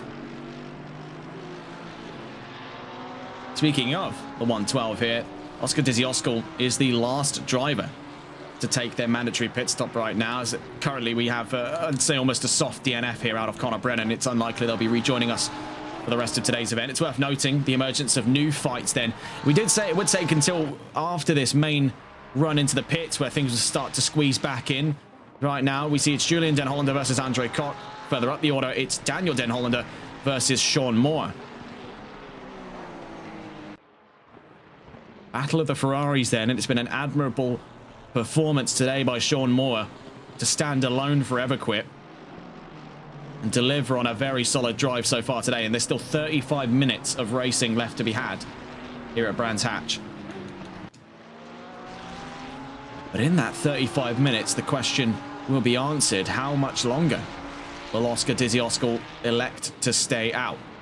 You see, right onto his rear bumper is his teammate Neil Wagstaff. 112 stays out until lap 36 of today's race. We'll catch on with him later on. Let's go to see in, though, with the ongoing fight between Den Hollander and Moore.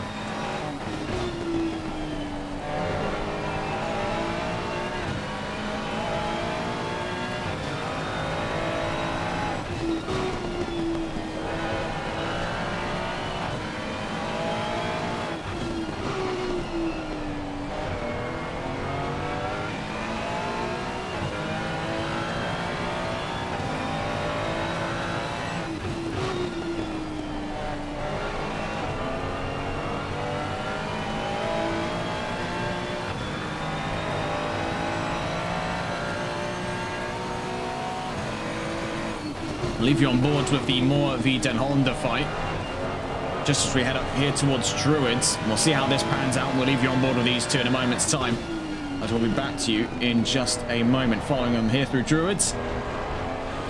Very close to one another there, but backing off just before the Graham Hill bend.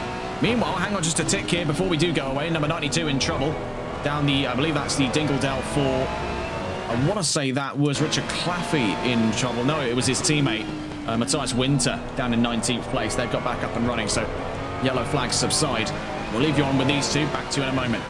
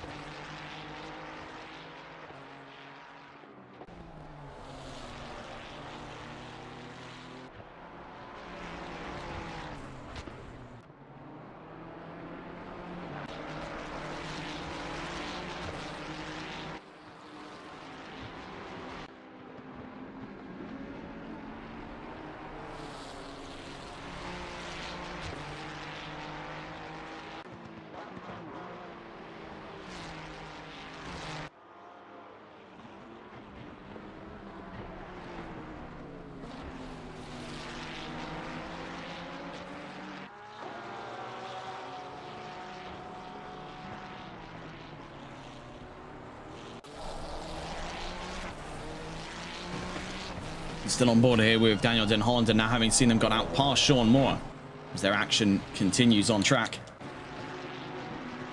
Taking a look then back onto this one here, Oscar Dizzy Oskal, who's playing the longest of games when it comes to the pit strategy. It is a curious one here from the 112.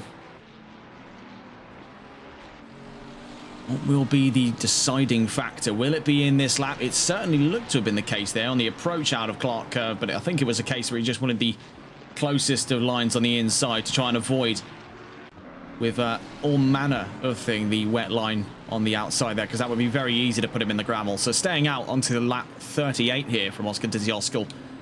Question still remains unanswered. As for Sean Moore v Daniel Den Hollander, in the time we were away, 46 fell in behind the 818. And their battle continues further down the line. Mark Burton is closing on Richard Claffey as they make their way through Sheehan Curve. This could be an exciting follow-up to fighting we'd seen earlier on for the 57. 311's in trouble. That, I believe, is for, I want to say that's Colin Beattie in trouble. From the Mercedes, trying to go and catch on here with the 311. It is for Colin Beattie, and he's come out wide of the Dingle Dell. He's having to let multiple drivers on through as yellow flags continue. The 51 and 75 are in serious trouble. Taking a look down the order there for the 51. That was for Salvatore Borgetto, and for the 75 of Andre Koch, that's now fallen behind what were the passing cars of Moore and Den Hollander. Green flags then at the moment as the 311 finds his footing. Going to catch on board then with Mark Burton. This is the latest of fights to come up, so back on with the 57. One of a number of drivers then to have captured our attention over the course of today's race, because they've been slap bang in the middle of multiple fights. We see here for Burton, it's been a very, very admirable turnaround, given what his fortunes were looking like at the end of the first lap. He's turned things around into a top 10. Right now, one that he is still having to fight with between himself, Mark Taylor behind, and Richard Claffey over his nose. Currently then watching the fight for 8th. It's out wide. There's just we take a look back up from our monitor, and out wide another tank slapper, almost a mirror match of what we saw earlier on for Linton Bell. Beset that of Richard Claffey. Seeing here up through to Hawthorns, it's likely then he stuck, yeah, 1 foot over there onto the grass. Back end's come loose. That's a tank slapper. Into the wall goes the Porsche. Big, big hit. Well, Mark Burton, that's promoted him to 8th place, one that he might have to go on the defensive for here with the arrival of Mark Taylor from behind.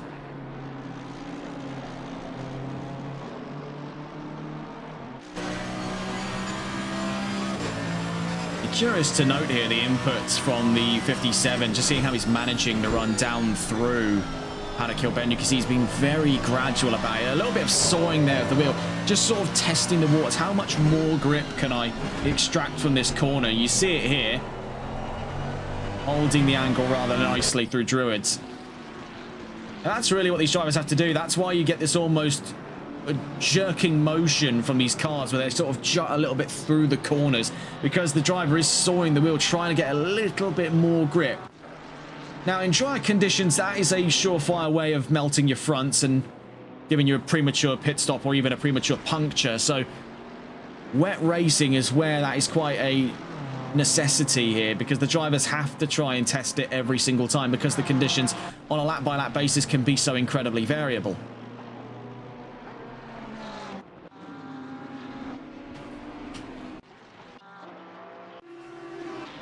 Taking a look around then to see the current condition of things from around the track. There is still that pressing question over Oscar Dizzy-Oscal's pit lane run. He's 40 laps deep, 28 minutes left to go. Still nothing surmounting a pit lane run. As for Wagstaff, trying to lap out traffic here. Richie Nielsen over his nose on the run up to Hawthorns. Blue flags being shown for the 199.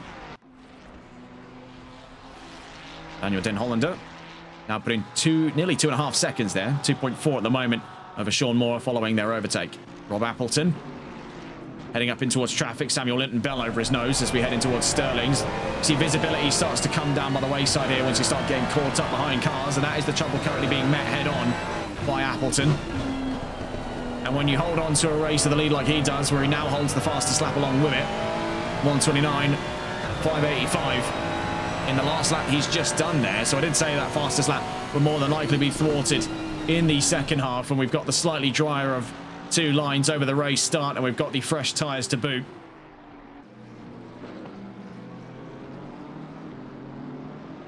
The last thing he needs now is any more trouble up over his nose, when he's still got about 27 minutes here of track time for the end of today's race. Battle of the two marks then, Burton and Taylor. 8th place still on for grabs here following the trouble for the number 93. Just another update there is now for the number 92. Paddock Hill Bend was an issue there for out of Matthias Winter. That does back him right onto the nose here of Colin Beattie. So that's a fight for 18th place at the moment, having just kicked off between these two.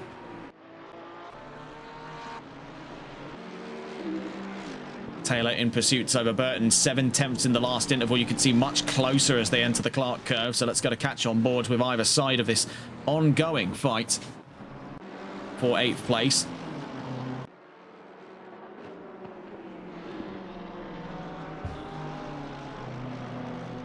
In that last lap then, slightly slower than Burton was Taylor.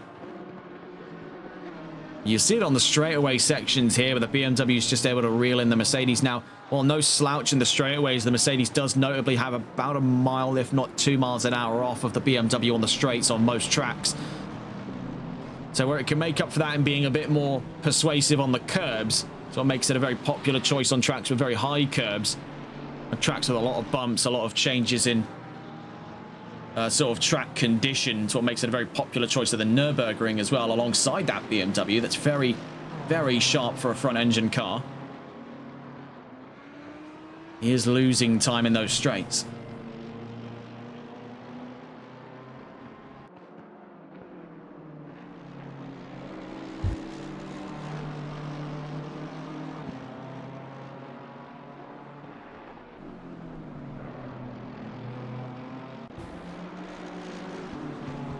Into the Sheen curve. Now through Stirling's. 25 minutes left to go then here at round 6 of the championship. Rob Appleton leads over Yuya Oya. Neil Wagstaff in 3rd. Oscar Dizzy-Oscal currently in 4th, still yet to have come to the pit lane. Smelly Hippie in 5th. Daniel Den Hollander in 6th. Sean Moore in 7th. We see Mark Burton in 8th. Mark Taylor in 9th. Richard Claffey rounds out the top 10. Matthew G. Taylor in 11th, with Samuel Linton Bell in 12th place. Reese Humphreys in 13th, with Julian Den Hollander in 14th. Andre Kroc in 15th. Richie Nielsen in 16th, with Bjorn Lars Blank in 17th. Matthias Winter 18th. Colin Beattie 19th. And Salvatore Borgetto rounds out the top 20. Tom Stallmeyer makes 21st. Right now we're looking at a soft DNF from Connor Brennan. Closest fight on track at the moment is the Battle of the Marks. Taylor v Burton for 8th place. There's only one remaining pit stop runner in the form of the 112 of Oscar Dizzy-Oscal of Onad Racing Ferrari.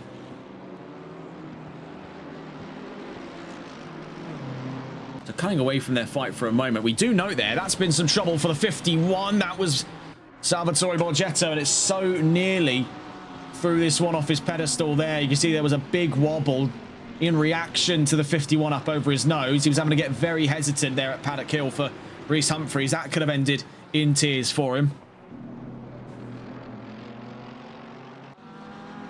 Taking a look around then at some of the other cars on track. We see here from Claffey at the back end of that top 10. Now, trying to analyse some of the damage he might have following that quite sizable tank slapper down at Hawthorns. I mean, taking a look back on the replays for that one, this is what was going on from the point of view of Mark Burton. We see there just having caught a bit of grass on the left-hand side. That sucked him in just off the exit of Hawthorns and into the wall when Richard Claffey at quite some tremendous speed, I should point out as well. It's been quite a miracle then in the case of the number 93, given the speed of which he was taken into that wall, that it has done so well to absorb the majority of that impact, because that could have left his number 93 in a far worse state of repair. You can see it's not much greater for him though off the exit of turn 1. He's just about holding on here in what look to be, perhaps speaking here, worsening conditions at Brands Hatch. In recent developments then between Taylor and Burton, is now 1.5 seconds worth of a gap between the Mercedes and the BMW. Now it's worth noting, going back on towards the sort of regs page here and just cutting away from that onto the Manufacturers Championship, when we take a look at things here in the fight between Mercedes and BMW, Mercedes do hold the cards on that lead for third. And it's quite a considerable gap here, but by less than 40 points away, it would take just one bad round before the end of the season to put BMW within a shot of that podium. So there's nothing to say it can't happen for them today. The 818's in trouble. That is Daniel Den Hollander. Just as we catch back on here, the number 818 has had trouble from the Sheen curve in towards the run of Sterling's. That's forfeited him 7th place from Sean Moore. And Daniel Den Hollander, now having dropped in towards 7th place, steps ever closer to this ongoing brawl between Burton and Taylor. One more costly mistake like that could land him right in the iron sights here of both the Mercedes and the BMW, and it's worth considering. The German manufacturers do have it out for Ferrari at the moment, because heavy is the head that wears the crown. It's no surprise Ferrari's dominating the championship now when you take a look at the top 10 and find right now 50% of them are Ferraris.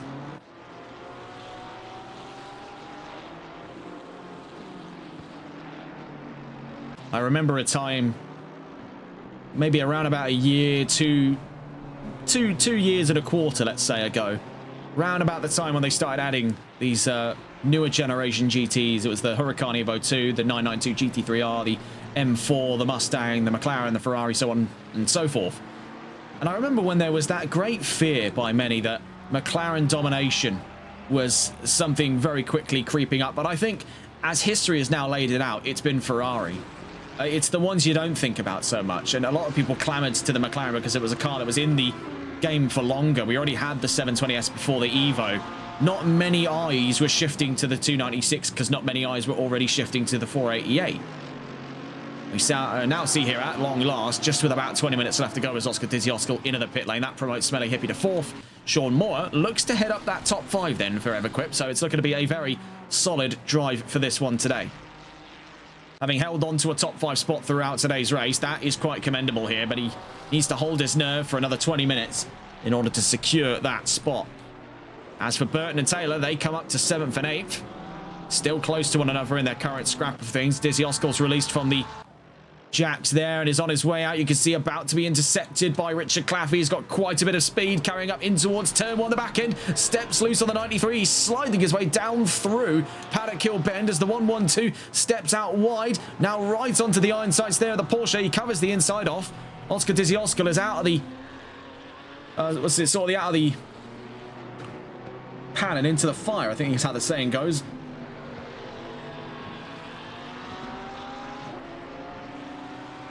Meanwhile, also in the pit lane here, Colin Beattie in the 311. We can't see the front end of that car, but I would have to take an assumption here this late on in the race it's either damage or fuel. Rare would it be the case of a puncture in a wet race. That's much, much harder to come across than on the drier races where the tyres are really being punished. Richard Claffey versus Oscar Dizzy-Oskal is a new fight then on our screens to go alongside the one for 7th place now between Burton and Taylor. Let's go to catch on board with Richard Claffey. We were following them a while ago here, so now on to the 93 as he looks to try and go toe-to-toe with Oscar Dizzy-Oskal. Now quickly regaining his footing here in that 112. He is having to bed in on those new tyres. So that will take him about, I would say, about another lap here in wet conditions before they come up in towards that more tolerable temperature range. Of course, still very difficult to maintain when the track is constantly cooling those tyres off. Watching here with Richard Claffey, the fight on ninth.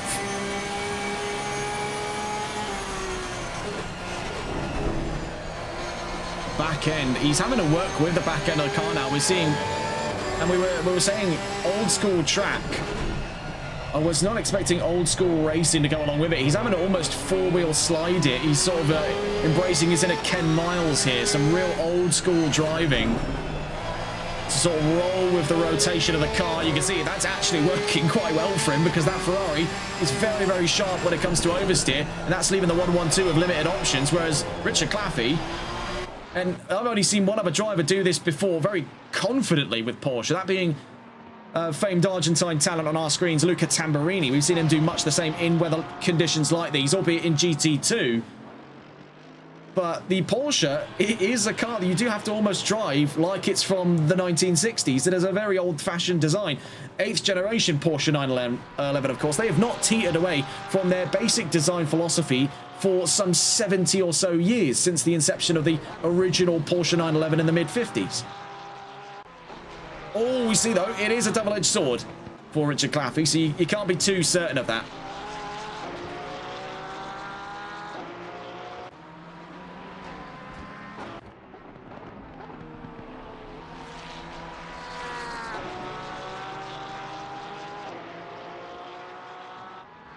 I should clarify, not the mid-50s for the Porsche, it's the mid-60s. The mid-50s would have been the 356A, which was designed by, if I'm not mistaken, that was Ferry Porsche, son of Ferdinand Sr. Now, of course, his name wasn't actually Ferry, it was a nickname, because his name was also Ferdinand. He had a son called Ferdinand, of which he had to nickname Butzi. He was the one who made the actual Porsche 911 in the mid-1960s. Long saga when it comes to the Porsche family. Not very imaginative when it comes to naming their sons, but very imaginative when it came to developing some of the most iconic sports cars in Europe. I would even go so far as to say, is what you're looking at here with the Porsche 911 is the most iconic sports car in the world. I'd say the only other thing you could compare is, well, at a squeeze, it would be the Lamborghini Countach, or it would be the Ferrari Testarossa in red. Those are your or maybe an F40 in red. Those are your three main tenets of the most easily recognizable sports cars of all time. Sport/super. Let's be a little bit more inclusive there. And away from this, we do note an overtake here by Mark Taylor, the 555, now getting the leg up on the Mercedes of Mark Burton. So a recent fight for 7th now hits a new chapter with BMW taking command in the closing quarter hour of racing here at round 6. I must say it's been quite the delight to see wet racing in Brands Hatch, very rarely sighted, often for all of the wrong reasons, but today we have seen quite a lot of action, but in equal respects we've seen quite a lot of fair racing.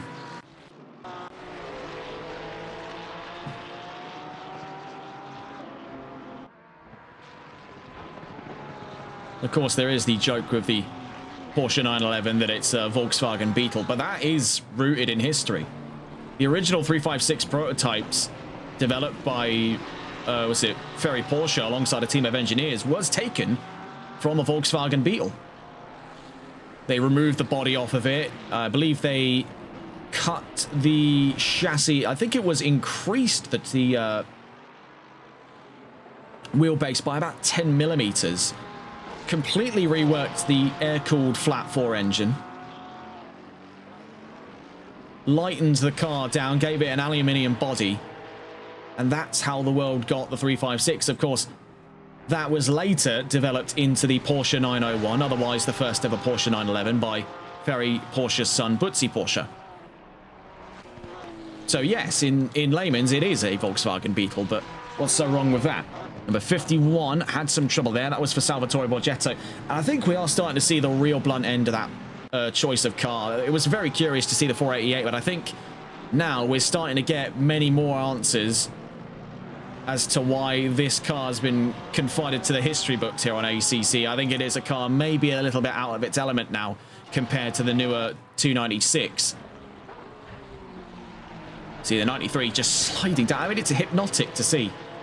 It really, really has been hypnotic to see that continued technique down through turn one. I mean, it's the quickest way of getting down there now in the case of Richard Claffey, because if he tries to actually work with the car on grip, he's just losing time to the 112. If he lets the car play a little bit there in the corner, he's keeping with the Ferrari, and that's all that matters right now, because so long as he can keep himself within about half a second here, he's in striking distance. If anything comes up in the way of the 112, that's an immediate position. Claffey already holds a top 10. Ninth place is not too far off for grabs. Meanwhile, in the Burton v Taylor fight, Mark Burton still within a second here of Mark Taylor. And you can see, having since got that position up for 7th place, Taylor's not wasted much time in forming up that gap over Burton. Meanwhile, it is, by the looks of it, another soft DNF here in the form of Colin Beattie, now 7 laps down from the paddock. So in a race that started with 22 cars, we're down to 20. Now, given it's wet Brands Hatch, I would still say that's not the worst we've seen. I've seen a lot more DNFs at Brands Hatch in dry conditions, so this does come up as quite a surprise. We've only seen 2 cars unofficially withdraw. They're still in the pit lane. It's unlikely they'll finish the race. We call it a sort of soft DNF because it's a case of they come back in the paddock. They are more than definitely, in such cases, not coming back out to race. But they are staying in here to watch the show and see sort of how it goes. And, of course, Colin Beattie and Connor Brennan still have their own personal investments in all of this. Colin Beattie wants to know how Mark Burton's going to get on with this. And Connor Brennan wants to know how Yuya Oya's going to get on through all of this right now. And, of course, with fights still ongoing for Burton and Oya. You see there, just a bit of trouble for Richard Claffey. There is still an ending to find on today's race.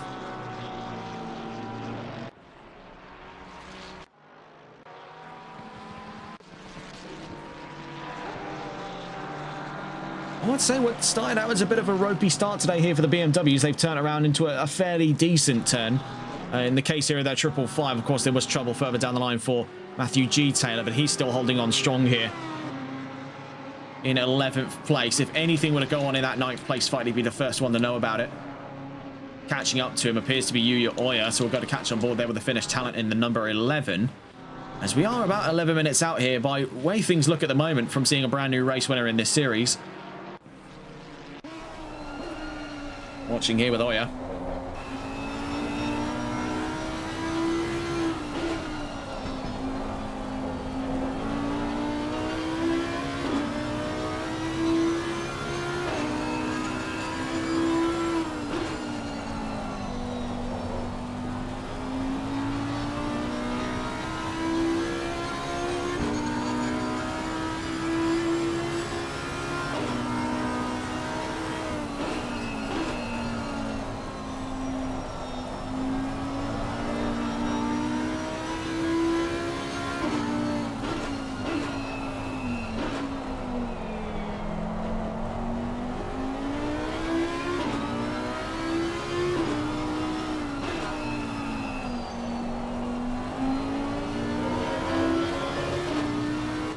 So, 10 minutes left to go here at the Brands Hatch circuit. Feasibly speaking here, from the 153's point of view, we've got to catch on board with Rob Appleton, who has dominated today's session, some 52 laps strong so far. Now, oh, hang on just a tick here. Number 46 in trouble. That is for Sean Moore. That drops him right onto the nose, as we see here, of Mark Burton. Mark Taylor gets up into 6th. Sean Moore now forced right into the lens of things to try and defend off 7th place, but it comes up short. You can see they're running wide at the Clark curve, narrowly avoiding ending up in the far side gravel trap. That is big trouble here for the 46. Had some trouble out through the run of Sterling's. The 51 in trouble again. It's Borgetto. As much as it is grand to see the Ferrari 488 once again back on track, it is definitely struggling in these conditions, and it's been a persistent area of concern for Borgetto down in Sector 1 on the run out through Paddock Hill Bend. Now, it is a very tough corner. Even in dry conditions, it is probably one of the worst parts about lapping Brands Hatch, is trying to find a consistent method of getting down through Paddock Hill Bend. Now, in no way am I saying it's the worst part of the circuit. It's the most difficult, and that's what makes it the worst part for lapping. Because it's so hard to try and find, especially when you are jumping effectively blind downhill to your right-hand side, not knowing what's around that corner. it is very difficult to imagine in one's mind where the line exists. Where do they need to be braking? When do they need to be turning in? Drivers who have become very experienced with this track are going by instinct into that area of the track. It's what makes qualifying so intriguing. You see here, Matthias Winter versus Richie Nielsen, latest fight here for 16th.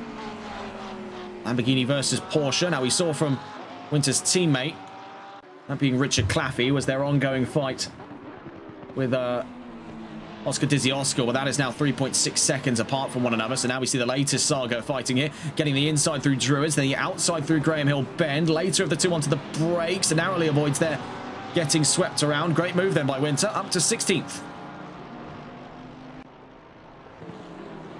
Burton and Taylor, 1.2 seconds apart still. Sean Moore now down some 5 seconds. Now, it is quite a sad turn of news there for Sean Moore, because he very confidently held a top 5 throughout today's event. And one slip has cost him that quite dearly. Now, he still holds a top 10. That is the silver lining here, to the dark cloud hanging over that 46. All he need to do is keep his head low for the next 7.5 minutes, and there shouldn't be really any further troubles to go along with it.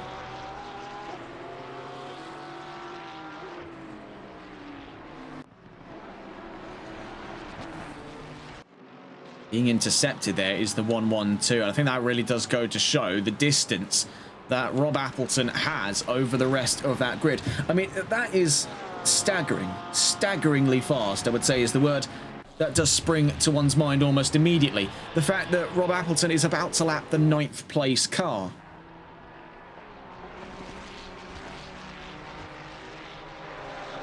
This could set a very curious precedent for the rest of the season. I should point that out as well. And we said we'd get on into the conversation surrounding those next races, and we will be covering them here on TRTN on the run in towards the next couple of weeks. So the next race coming up will be on August 22nd. That'll be live from the circuit Paul Ricard, a double sprint, 25-minute racing, 2 of which, and it will be nighttime racing at the circuit Paul Ricard. Then the season finale is another 90-minute race in the dry, we're told, at the Suzuka International Racing Course, the home of the Japanese Grand Prix.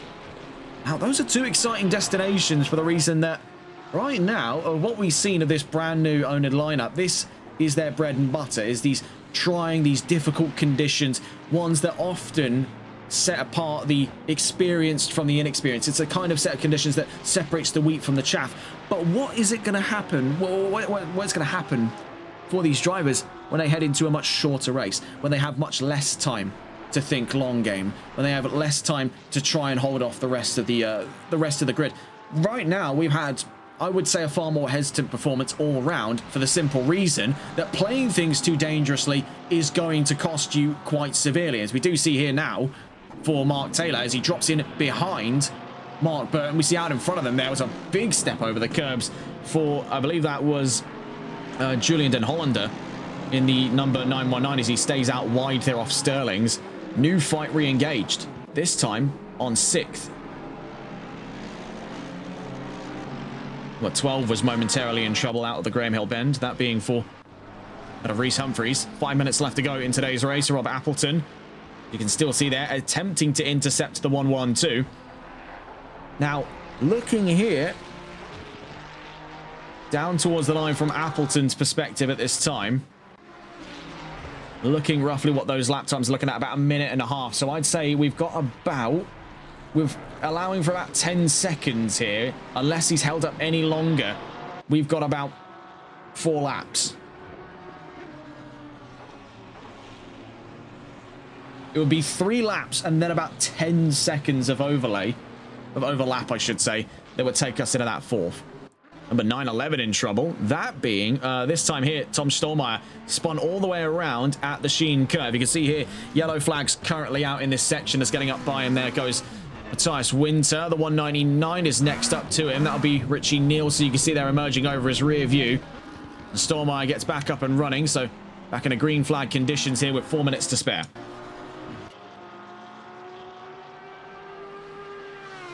Now, I want to go and catch back on board with these two here, so let's go to find a view from either side of the ongoing fight between the two marks, Burton and Taylor. This is now 6th place up for grabs, so they've slowly but surely trudged their way up through the top 10, still locked in on one another.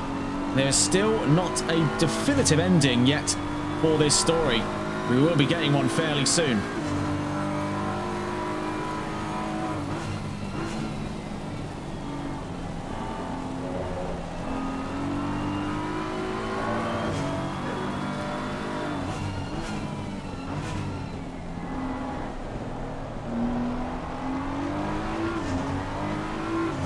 Now, roughly speaking, I think we've got about 11 seconds worth of overlap left in this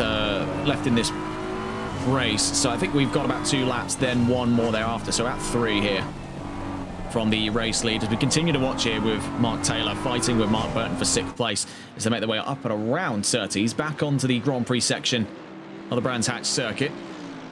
And taking a look at that wider order of things, they are the nearest fight of any on the track so far as we head into its closing laps on round 6.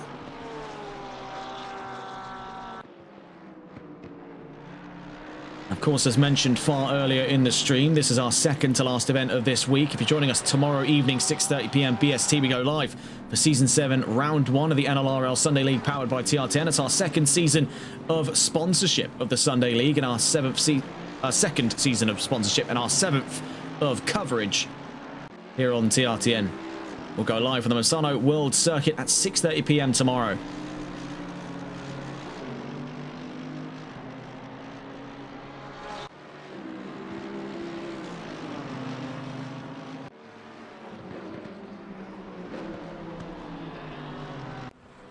As we see then here, and this is going to give us a bit more of an understanding because it's been about 130 average here between. So it's actually going to be about 12 seconds worth of overhang in this lap. So we are on the penultimate lap of racing here from Rob Appleton's point of view. Now, given where he stands, he's got about 8.5 seconds to spare. So he can't hold up and wait for that time of the tick itself down, because as it stands right now, he's got, as mentioned, 12 seconds of overhang. We're at a case where he was somewhere in the ballpark of about 20 seconds up. With a very wide lead, as we've seen for some drivers before, they can afford to hold up a few seconds from corner to corner just so they can get that time at a tick down. Usually that comes down to a concern over fuel. Right now, given the fact we've seen little, if any, evidence to surmise an incident surrounding fuel for these drivers, they all seem to have fueled up properly. Doesn't seem like that'll be a case. They enter their penultimate lap a moment from now, these two, on their current fight for 6th place. There's been a brilliant little battle between these two, Mark Burton and Mark Taylor, over the course of today's event. It's especially the case when one considers Burton having come back from what was a incident that took him right to the very back of the field. Hang on just a tick. That is trouble for the 919. So that is, hang on just a tick here, that is for, yes, Julian Den Hollander. It's a shame as well for Den Hollander because he was in the top 5 alongside that of Daniel Den Hollander in the Mount Panorama circuit on August 1st, some 2 weeks ago. I mean, it was a very unfortunate turnaround. So now on the final lap, Rob Appleton will go to catch on board then with a 153. But before we do, just a glance in again with Taylor v Burton as they make their way through. Now, it's worth noting they still have one more lap to play this one out, so we will catch them a little later on. So let's go to find on with the race lead, Rob Appleton of Onid Racing. This has been really quite the turn of good fortune here for the Onid team.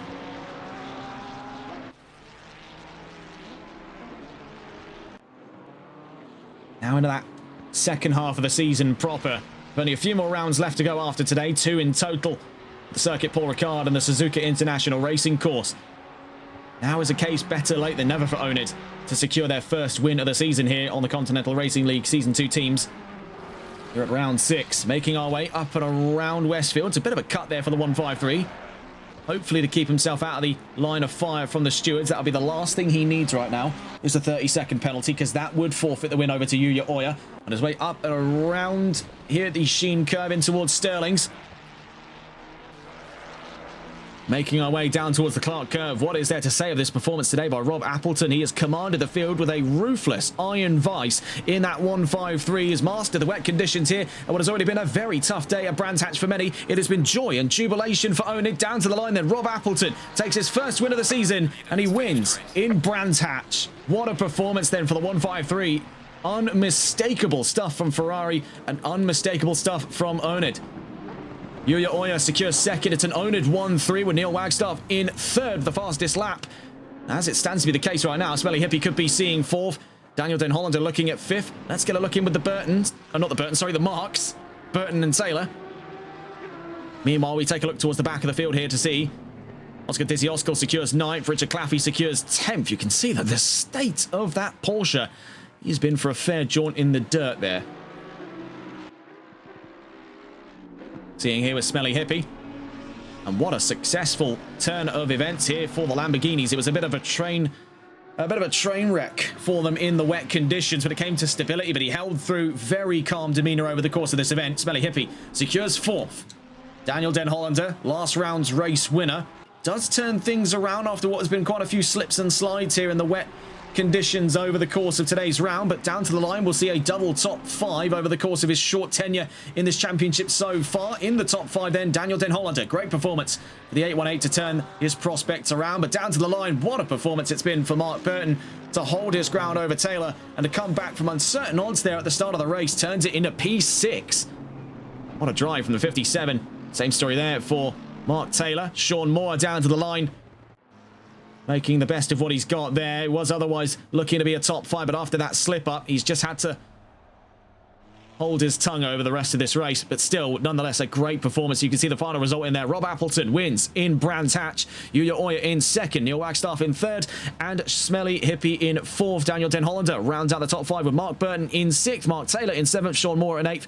Oscar Dizzy-Oskal in ninth. Rounding out the top 10, Richard Claffey from 11th to 20th. Then we have Matthew G. Taylor, Linton Bell, Humphreys, Den Hollander, that being Julian Den Hollander, Koch, Winter, Nielsen, Blank, Borgetto, and Stolmeyer. 2 DNFs then for Colin Beattie and Connor Brennan.